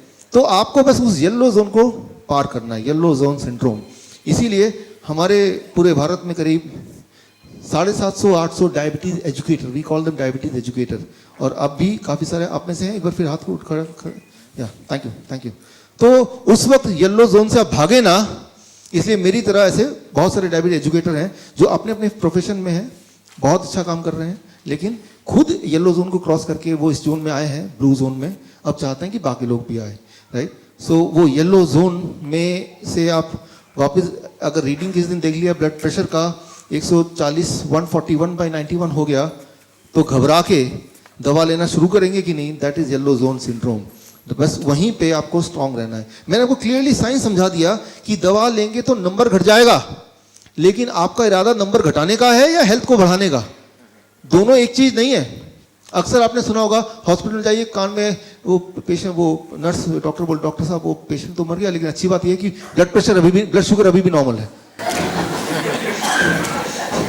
तो पेशेंट के रिश्तेदार आए, सारे लोग बैठे बहुत दुखी हैं, नर्स उनको पहली बार बता रही है, बहुत दुख के साथ बोलना पड़ रहा है आपका पेशेंट की डेथ हो गई, लेकिन खुशी की बात है कि ब्लड शुगर बिल्कुल नॉर्मल है। तो आपको खुश होना चाहिए ना, क्योंकि आपका मेन मकसद तो ब्लड शुगर को नॉर्मल करने आया था कि आपको हेल्थ को वापस लेने आया था। अगर तो आप चाहते हैं कि हेल्थ को वापस लें तो वो दवा के रास्ते से नहीं है, that you understand very clearly. अगर वो होता तो जो लोग सबसे ज्यादा दवाई ले रहे हैं वो सबसे ज्यादा हेल्थी होने चाहिए था ना, right. So what I mean to say, वो येलो जोन सिंड्रोम, उससे आपको बाहर निकलना है, क्योंकि जब आप इस तरह के डाइट में रहेंगे, जो इसमें दिया हुआ है, इसमें क्लियरली मेंशन है क्या करना है, कैसे करना है। तो जब इस तरह के डाइट में रहेंगे तो थोड़े बहुत विड्रॉल सिम्टम, राइट, कि अलग चीज कर रहे हैं तो ब्रेन रिमाइंड करेगा, लोग रिमाइंड करेंगे भाई क्या कर रहे हो, क्या कर रहे हो, क्या कर रहे हो, उसको बाईपास करना है, लगे रहना है थोड़े दिन के लिए। मैं सालों साल नहीं बोल रहा, 15 दिन के लिए, 15 डेज अगर आप स्टिक करके आए तो वो येलो जोन सिंड्रोम से बाहर निकल गए। Now you are blue zone syndrome, you are in a comfort zone, अपने कंफर्ट जोन में आएंगे। तो इसमें क्या करना होता है, इस वाले डाइट में अगर सिंप्लीफाई करें तो फ्रूट्स बहुत सारे, 500 ग्राम से 1 किलो, रॉ वेजिटेबल कच्ची सब्जी 500 ग्राम से 1 किलो, ग्रीन लीफ पत्ते, राइट, करीब 50 ग्राम से 100 ग्राम, राइट। ये सारी चीजें ज्यादा खानी होती हैं, और दूध छोड़ना होता है पूरी तरह से। और अगर दूध ज्यादा ही आपको पीना है तो हफ्ते में एक बार कभी पी लिया, टेस्ट की वजह से, क्योंकि ब्रेन आपका पीछा कर रहा है, याद दिला रहा है, लेकिन वो दूध किसी भी तरह से आपको नहीं पीना होता है इसमें, राइट। तो that is how you have to do it, आपके लिए भी, अपने बच्चों के लिए भी। कई बार ऐसा कोई बोलते हैं कि ये बड़ा मुश्किल है, इससे ठीक तो हो जाते हैं, राइट। ये सारा मैं दूध भी छोड़ दिया और अंडे भी छोड़ दिए, वो पकौड़े भी छोड़ दिए, फ्रूट्स एंड वेजिटेबल डाइट में ठीक तो हो गए डॉक्टर साहब, मेरी ब्लड शुगर कम हो गई, मेरी ब्लड प्रेशर भी कम हो गई, मेरा वेट भी कम हो गया, और मेरी जीने की इच्छा भी कम हो गई। तो मैं ये नहीं चाहता कि जीने की इच्छा आपकी कम हो जाए, वो ज्यादा ही रहे। तो इसके लिए आपको क्या यूज करना पड़ेगा, वही ब्रेन को ना चालाकी से आपको जीतना पड़ेगा, चालाकी से, गैस्ट्रोफिजिक्स, राइट। मैंने आपको पहले ही बताया, जो टेस्ट जो है वो किसमें है, जीभ में है क्या, देखने में है ना, सुनने में है ना, एक्सपीरियंस में है ना। तो उस जिससे ब्रेन ने हमें काबू में किया, उसी टेक्निक को ब्रेन के लिए हम यूज करते हैं। क्योंकि अगर टेस्ट अगर जीभ से है ही नहीं, वो मैंने बताया अभी, बाकी सेंसेस भी इन्वॉल्व होती हैं, तो बाकी सेंसेस को इन्वॉल्व करके हम इसको कोई भी चीज को टेस्टी बना सकते हैं। इसका मतलब जो चीज आपके लिए उपयोगी है उसी चीज में टेस्ट ढूंढ सकते हैं, इसका मतलब। तो वो कैसे करें, उसके लिए मैं आपको कुछ टिप्स देता हूँ, 3 टिप्स अभी देता हूँ, right. Tip number 1, social dining, इसे बोलते हैं गैस्ट्रोफिजिक्स सोशल डाइनिंग। पूरा परिवार अगर एक साथ बैठ के खाएगा और एक तरह का खाना खाएगा तो ज्यादा चांसेस है कि आप इसको कर पाएंगे। तो आप में से वो लोग जो पूरे परिवार मिलके या कम से कम 2 लोग एक परिवार के मिलके तय करेंगे हमें ये करना, तो उनके सक्सेस होने के चांसेस ज्यादा हैं। कोई एक करेगा तो वो सक्सेस होने के चांसेस बहुत कम है। That is called social dining, right. ये according to gastrophysics, if you can do it in a group then you can succeed by, right, having higher chance of success. तो पहले तो ये कीजिए कि अकेला ना करके 2-4 लोग साथ में। दूसरा, कई लोग मुझे बोलते हैं ये वेजिटेबल है, फ्रूट्स है, ये खाने का मन ही नहीं करता, राइट। मन तो वही करेगा जो सुबह उठते हैं ब्रेड और चाय पीने का मन करेगा, बिकॉज ब्रेन ने वही देखा है। मन कैसे करता है किसी चीज को, उसका एक्सपेरिमेंट कीजिए। मैं आपको एग्जांपल देता हूँ कैसे एक्सपेरिमेंट करना है। अब देखिए, घर में कभी आप रखते हैं इसको, ऐसे एक्सपेरिमेंट कीजिए अपने घर में, जिनके घर में छोटे बच्चे हैं, ऐसे रख दीजिए टेबल के ऊपर। छोटा बच्चा को देखेगा एक दिन खोलेगा, खाने की कोशिश करेगा। नॉर्मली हम क्या करते हैं, कोई पुराने से एक बास्केट में उसको फ्रूट्स को ठूस के रख देते हैं कहीं पे भी, राइट। तो याद रखिए, देखने से, डिस्प्ले से, right, the science, the second tip is कि कोई भी चीज को, फ्रूट्स, कोई भी फूड को अगर आप लगातार देखेंगे कुछ समय तक, तो वो देखने से as if the food is talking to you. धीरे धीरे आपका ब्रेन बोलेगा यार ये बड़ा टेस्टी है, बोलेगा ही बोलेगा, राइट। कोई भी चीज जब आप देखेंगे, चाहे वो पहले टेस्टी नहीं था लेकिन वो डिस्प्ले में रखा हुआ है, आप उसको देख रहे हैं। अब देखते हैं ना वो रेस्टोरेंट कैसे खाना बेचते हैं, राइट। तो केले वाला उस खाने को सजा के नहीं रखता, ठेले में रख देता है, राइट। ठेले में चिप्स ऐसे ही पड़े हुए, आप खाएगा कोई बच्चा, राइट। तो वो display plays an important role, because अब आपको पता है कि जब आप खाते हैं जीभ से नहीं खाते, एक्चुअली आंखों से खाते हैं पहले, राइट। तो अपने घर में एक चेंज कीजिए, वो ना केवल बच्चों के लिए, खुद के लिए भी चेंज कीजिए कि जब भी घर में कोई फल और सब्जी आए तो उसका डिस्प्ले ठीक कीजिए, right. It should be prominently displayed because that plays a very very important role whether you will choose that food और नॉट। डिस्प्ले का बहुत इंपॉर्टेंट महत्व है, राइट। सो उसको अब कैसे डिस्प्ले करेंगे वो आप तक है, that you will decide, I will not decide. मैं तो एग्जाम्पल दे रहा हूँ, right. So this is, and then एक सिंपल आइडिया, जो चीज़ आप खाना कम चाहते हैं कि ये चीज़ ना खाई जाए, ये चीज़ टेस्टी लगती है लेकिन ये ठीक नहीं हेल्थ के लिए, तो the third tip of gastrophysics says, जो चीज़ कम खाना चाहते हैं या आप चाहते हैं कि आपका बच्चा जो है वेजिटेबल्स एंड फ्रूट्स ज़्यादा खाए, राइट, तो उसको प्लेट के साइज को बड़ा कर दिया, तो वो खाना कम हो गया। आंखें देख रही है कम खाना है, खाना उतना ही है या ज़्यादा है, बट आंखें क्या देख रही है, पहले डिसाइड पेट भरा कि नहीं भरा वो आपका स्टमक नहीं बताता, कौन बताता है? पहले आपकी आंखें बताती है कि मैंने इतना खाना खाऊंगा तो मेरा पेट भरेगा, उसके बाद स्टमक ब्रेन का बारी बाद में आती है।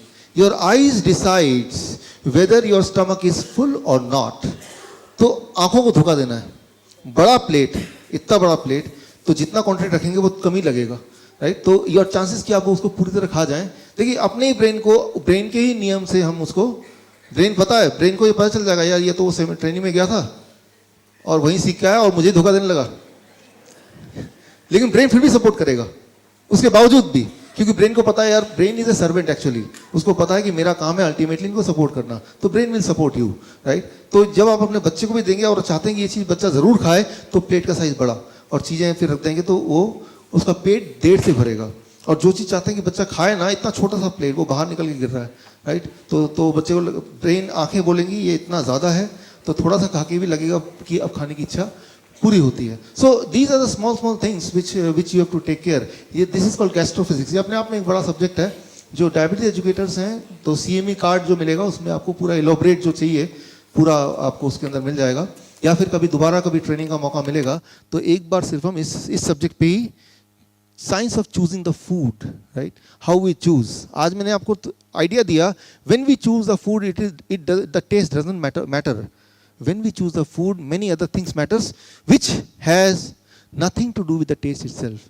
तो साइज तब टेस्ट मैटर नहीं करता, कई सारी ऐसी चीज़ मैटर करती है जो हमने कभी सीरियसली लिया भी नहीं, जैसे कलर मैटर करता है, हालांकि we can not eat the colour, right. जैसे साइज मैटर करता है, जैसे उसकी आवाज़ मैटर करती है जो हमने कभी देखा नहीं, राइट, लेकिन वो मैटर करती है और वो अच्छी तरह से मैटर करती है, right. So when you decide the food, तो फूड कौन सा टेस्टी है कौन सा टेस्टी नहीं है वो फूड इटसेल्फ की रिस्पॉन्सिबिलिटी नहीं है। आपका ब्रेन वैसे ट्यून्ड है, और अगर वो ब्रेन की ही बात है तो वो तो आप चेंज कर ही सकते हैं. It is very flexible. तभी ब्रेन को बोलते हैं brain is elastic, it is not plastic. Plastic वो होता है जो बदल नहीं सकता, इलास्टिक वो होता है जो चेंज हो सकता है. So be elastic. Thank you friends, thank you, thank you, thank you. So आपने ध्यान से सुना और मुझे बोलने का मौका दिया. दोबारा भी मौका देंगे, मैं ऐसा उम्मीद करता हूँ. All the best.